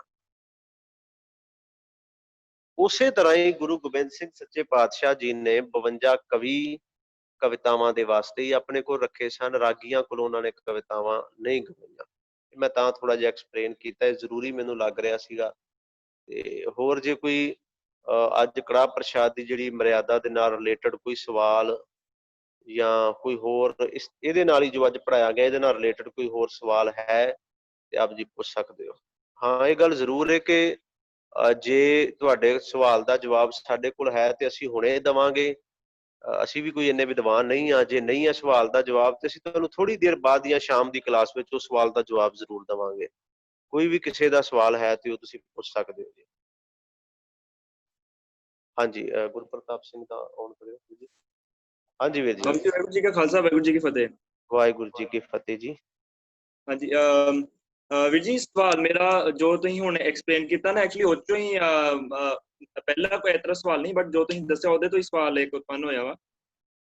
ਪੁੱਛਣਾ ਮੈਂ ਇਹ ਚਾਹੁੰਦਾ ਕਿ ਜਿੱਦਾਂ ਹੁਣ ਆਪਾਂ 52 ਕਵੀਆਂ ਦੀ ਗੱਲ ਕੀਤੀ ਆ, ਤੇ ਦੇਖਿਆ ਜਾਵੇ ਤੇ ਗੁਰਬਾਣੀ ਜੇ ਉਹ ਨਹੀਂ ਆ ਤੇ ਆਪਾਂ ਜੋ ਕੱਲ ਸਿੱਖਿਆ ਹੈ ਕਿ ਗੁਰੂ ਗ੍ਰੰਥ ਸਾਹਿਬ 'ਚ ਜੋ ਬਾਣੀ ਆ, ਗੁਰਬਾਣੀ ਹੀ ਕੀਰਤਨ 'ਚ ਗੁਰੂ ਦੀ ਹਾਜ਼ਰੀ 'ਚ ਸਿਰਫ ਗੁਰਬਾਣੀ ਗਾਈ ਜਾਵੇ। ਤੇ ਜੇ ਇਹ ਗੱਲ ਆ ਤੇ ਫਿਰ ਆਪਾਂ ਮਤਲਬ ਕਈ ਇੱਥੇ ਕਵੀ ਸੰਮੇਲਨ ਹੁੰਦੇ ਆ, ਉਹ 'ਚ ਕਵਿਤਾਵਾਂ ਬੋਲੀਆਂ ਜਾਂਦੀਆਂ, ਜਿੱਦਾਂ ਕਈ ਆਪਣੇ ਸਿੱਖ ਕੌਮ ਦੇ ਕਾਫੀ ਮਹਾਨ ਕਵੀ ਹੋਏ ਆ, ਤੇ ਉਹ ਕਵੀ ਸੰਮੇਲਨ ਜੋ ਹੁੰਦਾ ਉਹ ਵੀ ਗੁਰੂ ਗ੍ਰੰਥ ਸਾਹਿਬ ਜੀ ਦੇ ਹਜ਼ੂਰੀ 'ਚ ਹੀ ਹੁੰਦਾ ਵਾ। ਤੇ ਫਿਰ ਜੇ ਉਹ ਵੀ ਇੱਕ ਪ੍ਰਕਾਰ ਦੀ ਜੇ ਕਵਿਤਾ ਹੀ ਜੇ ਗਾਉਂਦੇ ਆ, ਤੇ ਮੈਨੂੰ ਇਹ ਪੁੱਛਣਾ ਹੈ ਕਿ ਉਹ ਵੀ ਗਲਤ ਆ ਜਾਂ ਫਿਰ ਕੀ ਇਹਦੇ ਬਾਰੇ ਮਤਲਬ ਕੀ ਕਹਿਣਾ ਹੋਊਗਾ ਫਿਰ? ਐਕਚੁਅਲੀ ਨਾ ਮੇਰੇ ਖਿਆਲ ਥੋੜਾ ਜਿਹਾ ਸੁਣਨ ਵਿੱਚ ਥੋੜਾ ਜਿਹਾ ਡਾਊਟ ਮੈਨੂੰ ਲੱਗ ਰਿਹਾ ਹੋ ਰਿਹਾ ਹੈ। ਕੱਲ ਇਹ ਗੱਲ ਕਹੀ ਗਈ ਸੀ ਭਾਈ ਲਖਵੀਰ ਸਿੰਘ ਜੀ ਵੱਲੋਂ ਕਿ ਕੀਰਤਨ ਸਿਰਫ ਗੁਰਬਾਣੀ ਦਾ ਹੋ ਸਕਦਾ ਹੈ। ਹਾਂਜੀ। ਕਿਉਂਕਿ ਜੇ ਗੁਰੂ ਸਾਹਿਬ ਨੇ ਢਾਡੀ ਪ੍ਰਥਾ ਨੂੰ ਅੱਗੇ ਲੈ ਕੇ ਆਂਦਾ ਤੇ ਉਹ ਗੁਰੂ ਸਾਹਿਬਾਂ ਦੇ ਸਾਹਮਣੇ ਹੀ ਉਹ ਢਾਡੀ ਵਾਰਾਂ ਗਾਉਂਦੇ ਰਹੇ, ਗੁਰੂ ਸਾਹਿਬ ਦੀ ਹਜ਼ੂਰੀ ਵਿੱਚ ਹੀ। ਜੇ ਗੁਰੂ ਸਾਹਿਬ ਨੇ ਕਵੀ ਪ੍ਰਥਾ ਨੂੰ ਅੱਗੇ ਲੈ ਕੇ ਆਂਦਾ ਤੇ ਉਹ ਕਵੀ ਵੀ ਗੁਰੂ ਸਾਹਿਬ ਦੀ ਹਜ਼ੂਰੀ ਵਿੱਚ ਹੀ ਕਵਿਤਾਵਾਂ ਗਾਉਂਦੇ ਰਹੇ। ਕਵੀ ਤੇ ਕਵਿਤਾ ਦਾ ਸੰਬੰਧ ਏ, ਵਾਰਾਂ ਦਾ ਸੰਬੰਧ ਢਾਡੀ ਪ੍ਰਥਾ ਦੇ ਨਾਲ ਏ, ਉਹ ਗੁਰੂ ਸਾਹਿਬ ਦੀ ਹਜ਼ੂਰੀ ਵਿੱਚ ਹੀ ਹੋਏਗਾ। ਗੁਰੂ ਸਾਹਿਬ ਦੀ ਹਜ਼ੂਰੀ ਵਿੱਚ ਕਵਿਤਾਵਾਂ ਵੀ ਗਾਈਆਂ ਜਾ ਸਕਦੀਆਂ ਨੇ, ਢਾਡੀ ਕਵੀਸ਼ਰੀ ਸਭ ਕੁਝ ਜਿਹੜੀ ਗੁਰੂ ਦੀ ਸਿਫਤ ਏ। ਪਰ ਕੀਰਤਨ ਦੀ ਜਿੱਥੇ ਗੱਲ ਹੈ, ਕੀਰਤਨ ਸਿਰਫ ਬਾਣੀ ਦਾ ਹੀ, ਤੇ ਜੋ ਅਸਲ ਵਿੱਚ ਤੇ ਕੀਰਤਨ ਸਿਰਫ ਉਹਨਾਂ 31 ਨਿਰਧਾਰਤ ਰਾਗਾਂ ਦੇ ਵਿੱਚ ਹੀ ਹੋ ਸਕਦਾ ਹੈ। ਹਾਂਜੀ, ਠੀਕ ਹੈ ਜੀ। ਵੀਰ ਜੀ ਬਸ ਇੱਕ ਕਨਫਿਊਜ਼ਨ ਆ, ਮੈਂ ਮਤਲਬ ਇੱਥੇ ਬਹਿਸ ਨਹੀਂ ਕਰਨਾ ਚਾਹ ਰਿਹਾ, ਪਰ ਮੇਰੀ ਕਨਫਿਊਜ਼ਨ ਹੈ ਇੱਕ। ਹੁਣ ਆਪਾਂ ਕੀਰਤਨ ਗੁਰਬਾਣੀ ਦਾ ਕਰਦੇ ਆ ਤੇ ਹਾਰਮੋਨੀਅਮ ਹੋਇਆ, ਤਬਲਾ ਹੋਇਆ ਜਾਂ ਹੋਰ ਕੋਈ ਇੰਸਟਰੂਮੈਂਟ ਹੋਇਆ, ਉਹਨੂੰ ਆਪਾਂ ਕੀਰਤਨ ਕਹਿ ਦਿੰਦੇ ਆ। ਹੁਣ ਜੇ ਕਵਿਤਾ ਕੋਈ ਵੀ ਗਾਇਨ ਕੀਤੀ ਜਾਂਦੀ ਹੈ, ਉਹ ਬਿਨਾਂ ਇੰਸਟਰੂਮੈਂਟ ਤੋਂ ਕੀਤੀ ਜਾਂਦੀ ਹੈ, ਤੇ ਉਹ ਹੋ ਸਕਦਾ? ਇਹ ਤੁਹਾਡੇ ਕਹਿਣ ਦਾ ਮਤਲਬ ਇਹ ਹੀ? ਐਕਚੁਅਲੀ ਮੈਨੂੰ ਲੱਗਦਾ ਤੁਸੀਂ ਕੀਰਤਨ ਸਿੱਖਦੇ ਹੋ। ਹਾਂਜੀ ਹਾਂਜੀ ਹਾਂਜੀ, ਆਵਾਜ਼ ਨਹੀਂ ਆਈ। ਹਾਂਜੀ ਵੀਰ ਜੀ, ਮੈਂ ਸਿੱਖ ਰਿਹਾ ਕੀਰਤਨ। ਤੇ ਮੈਨੂੰ ਲੱਗਦਾ ਤੁਹਾਡੀ ਰੁਚੀ ਜਿਹੜੀ ਆ ਉਹ ਕੀ ਮਤਲਬ ਹਾਰਮੋਨੀਅਮ ਨਾਲ ਕਵਿਤਾਵਾਂ ਗਾਉਣ ਵਿੱਚ ਹੈ। ਹਾਂਜੀ, ਥੋੜੀ ਬਹੁਤ ਹੈ ਵੀ ਆ ਤੁਸੀਂ ਕਹਿ ਸਕਦੇ। ਐਕਚੁਅਲੀ ਠੀਕ ਹੈ, ਮੈਂ ਸਮਝ ਰਿਹਾ ਇਸ ਗੱਲ ਨੂੰ। ਹਾਂਜੀ। ਕੀ ਹੈ ਕਿ ਜੋ ਕਵਿਤਾ ਹੈ ਨਾ, ਐਕਚੁਅਲੀ ਹਾਰਮੋਨੀਅਮ ਸਾਡਾ ਸਾਜ਼ ਨਹੀਂ ਹੈ। ਮੈਂ ਤੁਹਾਨੂੰ ਦੱਸਾਂ, ਹਾਰਮੋਨੀਅਮ ਜਰਮਨ ਦਾ ਸਾਜ਼ ਹੈ, ਇਹ ਜਰਮਨ ਦਾ ਸਾਜ਼, ਇਹ ਸਾਡਾ ਨਹੀਂ ਹੈ। ਤੇ ਸਭ ਤੋਂ ਸੌਖਾ ਸਾਜ਼ ਜੇ ਅੱਜ ਕੋਈ ਵਜਾਉਣ ਦੇ ਵਿੱਚ ਹੈ ਨਾ, ਦੁਨੀਆ ਵਿੱਚ ਸਭ ਤੋਂ ਸੌਖਾ ਸਾਜ਼ ਉਹ ਹਾਰਮੋਨੀਅਮ ਹੈ। ਹਾਰਮੋਨੀਅਮ ਕਿਉਂ ਕੀਰਤਨ ਦੇ ਵਿੱਚ ਜਾਂ ਇਸ ਪਾਸੇ ਆਉਂਦਾ ਜਾ ਰਿਹਾ ਸੀ ਹਾਰਮੋਨੀਅਮ? ਕਿਉਂਕਿ ਜੇ ਤੁਸੀਂ ਤਾਰ ਵਾਲਾ ਸਾਜ਼ ਵਜਾਉਂਦੇ ਹੋ ਨਾ, ਤੰਤੀ ਸਾਜ਼ ਜਿਹਨੂੰ ਅਸੀਂ ਕਹਿੰਦੇ ਆ, ਤੇ ਤਾਰ ਵਾਲਾ ਸਾਜ਼ ਵਜਾਉਣ ਲਈ ਤੁਸੀਂ ਪਹਿਲਾਂ ਤਾਰ ਦੇ ਵਿੱਚੋਂ ਸਾਹ ਪੈਦਾ ਕਰਨਾ ਹੈ, ਫਿਰ ਆਪਣਾ ਸਾਹ ਉਹਦੇ ਨਾਲ ਮੈਚ ਕਰਨਾ ਹੈ। ਹਾਰਮੋਨੀਅਮ ਸੌਖਾ ਇਸ ਕਰਕੇ ਆ ਕਿ ਹਾਰਮੋਨੀਅਮ ਵਿੱਚ ਸਾਹ ਵਾਲਾ ਜਿਹੜਾ ਬਟਨ ਹੈ, ਉਹਦੇ ਉਂਗਲ ਰੱਖ ਕੇ ਤੁਸੀਂ ਪੱਖਾ ਮਾਰੋਗੇ, ਉਹਨੇ ਆਪੇ ਹੀ ਸਾਹ ਬੋਲ ਪੈਣਾ। ਸਿਰਫ ਤੁਸੀਂ ਆਪਣੀ ਆਵਾਜ਼ ਉਹਦੇ ਨਾਲ ਮੈਚ ਕਰਨੀ ਹੈ। ਹਾਰਮੋਨੀਅਮ ਮੇਡ ਇਨ ਜਰਮਨ ਹੈ, ਇਹ ਇੰਡੀਅਨ ਸਾਜ਼ ਨਹੀਂ ਹੈ। ਹਾਰਮੋਨੀਅਮ ਤਾਂ ਯੂਜ਼ ਵਿੱਚ ਆ ਗਿਆ ਕਿ ਇਹ ਸੌਖਾ ਸੀ, ਇਹਨੂੰ ਵਜਾਉਣ ਦੇ ਵਾਸਤੇ ਸੁਰਾਂ ਸਿੱਖਣੀਆਂ ਪੈਂਦੀਆਂ ਸੀ ਤੇ ਟੋਨਾਂ ਕੱਢਣੀਆਂ ਪੈਂਦੀਆਂ ਸੀ। ਜਦ ਕਿ ਸਾਡੇ ਜਿਹੜੇ ਸਾਜ਼ ਨੇ ਉਹ ਤੰਤੀ ਸਾਜ਼ ਰਹੇ ਆ। ਗੁਰੂ ਨਾਨਕ ਸਾਹਿਬ ਦੇ ਸਮੇਂ ਜਿਵੇਂ ਰਬਾਬ ਸੀ, ਫਿਰ ਅੱਗੇ ਗੁਰੂ ਸਾਹਿਬਾਂ ਨੇ 5ਵੇਂ ਪਾਤਸ਼ਾਹ ਦੇ ਸਮੇਂ ਸਰੰਦਾ ਆਇਆ, 10ਵੇਂ ਪਾਤਸ਼ਾਹ ਜੀ ਦੇ ਸਮੇਂ ਪਖਾਵਜ ਆਇਆ। ਇਹ ਸਾਜ਼ ਨੇ, ਸਾਰੇ ਤੰਤੀ ਸਾਜ਼ ਨੇ। ਰਹੀ ਗੱਲ ਜਿਹੜੀ ਹਾਰਮੋਨੀਅਮ ਨਾਲ ਕੀਰਤਨ ਅਸੀਂ ਸ਼ੁਰੂ ਜ਼ਰੂਰ ਕਰਤਾ, ਪਰ ਹੌਲੀ ਹੌਲੀ ਤਬਦੀਲ ਹੁੰਦਾ ਜਾ ਰਿਹਾ। ਤੁਸੀਂ ਵੇਖਿਆ ਹੋਵੇਗਾ ਦਰਬਾਰ ਸਾਹਿਬ ਹੁਣ ਇੱਕ ਤੰਤੀ ਸਾਜ਼ ਵਾਲਾ ਸਿੰਘ ਨਾਲ ਹੁੰਦਾ ਹੈ। ਹਾਂਜੀ। ਭਾਈ ਸ਼੍ਰੀਪਾਲ ਸਿੰਘ ਵਰਗੇ ਜਿਹੜੇ ਰਾਗੀ ਸਿੰਘ ਹਨ ਸ਼੍ਰੀ ਦਰਬਾਰ ਸਾਹਿਬ ਹਰਿਮੰਦਰ ਸਾਹਿਬ ਜੀ ਦੇ, ਉਹ ਰਾਗੀ ਹੁਣ ਨਿਰੋਲ ਤੰਤੀ ਸਾਜ਼ਾਂ ਦੇ ਨਾਲ ਹੀ ਕੀਰਤਨ ਉਹਨਾਂ ਨੇ ਕਰਨਾ ਸ਼ੁਰੂ ਕਰ ਦਿੱਤਾ ਹੈ। ਜਾਂ ਅਸੀਂ ਕਹੀਏ ਕਿ ਅਸੀਂ ਆਪਣੀ ਪ੍ਰਥਾ ਦੇ ਵੱਲ ਮੁੜ ਕੇ ਆ ਰਹੇ ਹਾਂ ਅਸਲ ਵਿੱਚ। ਹੁਣ ਜੇ ਮੈਂ ਤੁਹਾਨੂੰ ਕਹਾਂ ਕਿ ਤੰਤੀ ਸਾਜ਼ ਨਾਲ ਕਵਿਤਾ ਗਾਈ ਜਾ ਸਕਦੀ ਹੈ, ਬੜਾ ਮੁਸ਼ਕਲ ਹੈ ਨਾ। ਬਿਲਕੁਲ ਜੀ। ਥੋੜਾ ਜਿਹਾ ਫਰਕ ਇਹ ਪੈ ਗਿਆ ਨਾ ਕਿ ਉਹ ਇਹ ਸਾਜ਼ ਸੌਖੇ ਸੀ ਹਾਰਮੋਨੀਅਮ ਵਰਗੇ, ਜਿਹੜੇ ਅਸੀਂ ਐਕਸੈਪਟ ਕਰ ਲਏ। ਤੁਸੀਂ ਕਵਿਤਾ ਗਾਓਗੇ ਵੀਰ ਜੀ, ਮਨਾ ਨਹੀਂ ਹੈ, ਮੇਰੀ ਫਿਰ ਗੱਲ ਤੁਸੀਂ ਸਮਝੋ। ਤੁਸੀਂ ਕਵਿਤਾ ਗਾਓਗੇ, ਉਹ ਭਾਈ ਸਾਹਿਬ ਗਾਉਂਦੇ ਨੇ ਕਵਿਤਾਵਾਂ, ਉਹਨਾਂ ਨੂੰ ਰੋਕਿਆ ਨਹੀਂ ਜਾਂਦਾ। ਬਟ ਮੈਂ ਸਿਰਫ ਤੁਹਾਨੂੰ ਜਵਾਬ ਜਿਹੜਾ ਹੈ ਉਹ ਸਿੱਖ ਰਹਿਤ ਮਰਿਆਦਾ ਦੇ ਅਕੋਰਡਿੰਗ ਹੀ ਦੇ ਸਕਦਾ। ਤੇ ਸਾਡੀ ਅਕਾਲ ਤਖਤ ਸਾਹਿਬ ਦੀ ਮਰਿਆਦਾ ਬੜੀ ਸਪਸ਼ਟ ਇਸ ਮਸਲੇ ਵਿੱਚ ਕਿ ਕੀਰਤਨ, ਮੈਂ ਫਿਰ ਕੀਰਤਨ ਸ਼ਬਦ ਕਹਿ ਰਿਹਾ, ਕੀਰਤਨ ਸਿਰਫ ਗੁਰਬਾਣੀ ਦਾ ਹੀ ਹੋ ਸਕਦਾ ਹੈ। ਗੁਰੂ ਸਾਹਿਬਾਂ ਦੀ ਬਾਣੀ ਭਾਈ ਗੁਰਦਾਸ ਜੀ, ਉਹ ਵਿੱਚ ਉਹਨਾਂ ਨੇ ਡਿਟੇਲ ਪੂਰੀ ਦਿੱਤੀ ਹੋਈ ਹੈ ਕਿ ਉਹਨਾਂ ਦਾ ਹੀ ਹੋ ਸਕਦਾ ਹੈ। ਮੈਂ ਫਿਰ ਤਾਂ ਹੀ ਤੁਹਾਨੂੰ ਕਿਹਾ ਵੀ ਜੇ ਕਵਿਤਾਵਾਂ ਦੀ ਗੱਲ ਸੀ ਤੇ ਗੁਰੂ ਗੋਬਿੰਦ ਸਿੰਘ ਰਾਗੀ ਸਿੰਘਾਂ ਤੋਂ ਹੀ ਕਵਿਤਾਵਾਂ ਗਵਾ ਲੈਂਦੇ, ਉਹ ਕਵੀ ਆਪਣੇ ਦਰਬਾਰ ਵਿੱਚ ਉਹਨਾਂ ਨਹੀਂ ਰੱਖਣੇ ਸੀ। ਇਸ ਕਰਕੇ ਇਹ ਕੋਈ ਮੇਰੇ ਖਿਆਲ ਲੰਮਾ ਚੌੜਾ ਸਵਾਲ ਨਹੀਂ ਬਣਦਾ। ਇਹ ਸਿੱਧਾ ਹੀ ਸਿੰਪਲ ਹੈ ਕਿ ਕੀਰਤਨ ਰਾਗਾਂ ਵਿੱਚ ਗੁਰਬਾਣੀ ਦਾ, ਤੇ ਤੁਸੀਂ ਕਵਿਤਾ ਗਾਓਗੇ ਤੁਹਾਨੂੰ ਕੋਈ ਰੋਕੇਗਾ ਨਹੀਂ, ਕਿਉਂਕਿ ਉਹਨਾਂ ਨੂੰ ਨਹੀਂ ਕੋਈ ਰੋਕ ਰਿਹਾ, ਰੋਕੇਗਾ ਤੁਹਾਨੂੰ ਵੀ ਨਹੀਂ ਹੈ। ਬਟ ਗੁਰੂ ਦੀ ਜਿਹੜੀ ਸਿਫਤ ਹੈ ਨਾ, ਤੁਸੀਂ ਕੀਰਤਨ, ਜੇ ਸ਼ਬਦ ਕੀਰਤਨ ਵਰਤਣਾ ਹੈ ਤੇ ਫਿਰ ਗੁਰਬਾਣੀ ਨਾਲ ਰੱਖਣੀ ਹੀ ਪਏਗੀ ਤੁਹਾਨੂੰ। ਆਪਣੀ ਗੱਲ ਸਮਝ ਰਹੇ ਹੋ ਨਾ? ਹਾਂਜੀ ਹਾਂਜੀ ਹਾਂਜੀ। ਹਾਂ, ਕੋਈ ਨਹੀਂ, ਸਵਾਲ ਪੁੱਛਿਆ ਕਰੋ। ਸਵਾਲ ਦੀ ਕੋਈ ਇਸ ਤਰ੍ਹਾਂ ਦੀ ਗੱਲ ਨਹੀਂ ਹੈ, ਤੁਸੀਂ ਸਵਾਲ ਪੁੱਛੋਗੇ ਤੇ ਉਹਦਾ ਜਵਾਬ ਮਿਲੇਗਾ। ਅਸੀਂ ਇੱਕ ਦੂਸਰੇ, ਇਹ ਬਹਿਸ ਨਹੀਂ ਹੁੰਦੀ, ਇਹ ਡਿਸਕਸ ਹੁੰਦੀ ਹੈ। ਤੇ ਗੁਰੂ ਸਾਹਿਬ ਵੀ ਕਹਿੰਦੇ ਆ ਵੀ ਗੁਰਮੁਖ ਬੈਸੋ ਸਫਾ ਵਿਛਾਏ, ਇਹ ਜ਼ਰੂਰੀ ਵੀ ਹੈ। ਤੁਹਾਡੇ ਵਰਗੇ ਵੀਰ ਆਉਣ ਤੇ ਸਾਨੂੰ ਸਗੋਂ ਇਸ ਚੀਜ਼ ਦੀ ਖੁਸ਼ੀ ਮਿਲਦੀ ਹੈ। ਸਵਾਲ ਤੁਸੀਂ ਕਰ ਰਹੇ ਹੋ, ਜਵਾਬ ਦੇਖੋ ਸਾਰੇ ਸੁਣ ਰਹੇ ਨੇ, ਕਰਕੇ ਮੈਂ ਕਹਿ ਰਿਹਾ ਤੁਸੀਂ ਸਿੱਖੋ। ਬਟ ਕੋਸ਼ਿਸ਼ ਇਹ ਕਰੋ ਕਿ ਕੋਈ ਚੰਗਾ ਉਸਤਾਦ ਹੋਵੇ ਜਿਹੜਾ ਤੁਹਾਨੂੰ ਨਿਰੋਲ ਰਾਗਾਂ ਵਿੱਚ ਸਿਖਾਵੇ। ਉਹਦਾ ਇੱਕ ਆਨੰਦ ਵੱਖਰਾ ਹੀ। ਜੇ ਤੁਸੀਂ ਕਿਤੇ ਬਸੰਤ ਰਾਗ, ਸਮਾਂ ਨਿਕਲ ਗਿਆ ਹੁਣ, ਤੇ ਹੁਣ ਖੈਰ ਮਲਾਰ ਇਹਨਾਂ ਦਿਨਾਂ ਵਿੱਚ ਆਪਾਂ ਗਾਉਣੇ ਆ, ਸਾਉਣ ਦਾ ਮਹੀਨਾ ਚੱਲਦਾ ਹੈ ਨਾ, ਤੇ ਮਲਾਰ ਜ਼ਿਆਦਾ ਗਾਇਆ ਜਾਂਦਾ ਹੈ। ਮਲਾਰ ਵਾਜੇ ਤੇ ਸੁਰਾਂ ਤੇ ਹੱਥ ਫੇਰਦੇ ਆ ਨਾ ਰਾਗੀ ਸਿੰਘ ਮਲਾਰ, ਤੇ ਇੱਕ ਵੱਖਰਾ ਹੀ ਆਨੰਦ ਆਉਂਦਾ ਜੇ। ਬਸੰਤ, ਸ਼ੁੱਧ ਬਸੰਤ, ਕਿਤੇ ਭਾਈ ਨਿਰਮਲ ਸਿੰਘ ਦੇ ਮੂੰਹ ਤੋਂ ਤੁਸੀਂ ਸੁਣ ਕੇ ਵੇਖੋ ਸ਼ੁੱਧ ਬਸੰਤ, ਤੁਸੀਂ ਮਤਲਬ ਉਹ ਜਿੰਨੀ ਦੇਰ ਤੱਕ ਸ਼ਬਦ ਕੰਪਲੀਟ ਨਹੀਂ ਹੁੰਦਾ ਪਾਸੇ ਨਹੀਂ ਅਸੀਂ ਬੈਠ ਸਕਦੇ। ਇਹ ਵੀ ਇੱਕ ਆਨੰਦ ਹੈ ਉਸ ਗੁਰਬਾਣੀ ਦੇ ਵਿੱਚ। ਬਾਕੀ ਤੁਸੀਂ ਕਰੋ, ਕੋਈ ਗੱਲ ਨਹੀਂ, ਪਰ ਪ੍ਰੈਫਰ ਜਿਹੜਾ ਹੈ ਤੁਸੀਂ ਉਹਨੂੰ ਬਾਣੀ ਨੂੰ ਦਿਓ, ਇਹ ਮੈਂ ਰਿਕੁਐਸਟ ਕਰੂੰਗਾ ਤੁਹਾਨੂੰ। ਠੀਕ ਹੈ ਜੀ। ਕਿਸੇ ਹੋਰ ਦਾ ਕੋਈ ਸਵਾਲ ਹੋਵੇ? ਠੀਕ ਹੈ ਜੀ। ਫਿਰ ਅੱਜ ਕੜਾਹ ਪ੍ਰਸ਼ਾਦ ਤੇ ਸੀ, ਕੱਲ ਨੂੰ ਅਸੀਂ ਅੱਜ ਸ਼ਾਮ ਦੀ ਜਿਹੜੀ ਉਹ ਗੁਰਬਾਣੀ ਸੰਥਿਆ ਦੀ ਕਲਾਸ ਹੈ, ਜਪਜੀ ਸਾਹਿਬ ਦੀ ਸੰਥਿਆ ਚੱਲ ਰਹੀ ਹੈ, ਤੇ ਕੋਸ਼ਿਸ਼ ਕਰੋ ਇਸੇ ਤਰ੍ਹਾਂ ਆਪਦੀ ਹਾਜ਼ਰੀਆਂ ਭਰਿਓ। ਅੱਜ ਦੀ ਜਿਹੜੀ ਕਲਾਸ ਉਹ ਇੱਥੇ ਸਮਾਪਤ ਹੈ ਜੀ। ਵਾਹਿਗੁਰੂ ਜੀ ਕਾ ਖਾਲਸਾ, ਵਾਹਿਗੁਰੂ ਜੀ ਕੀ ਫਤਿਹ।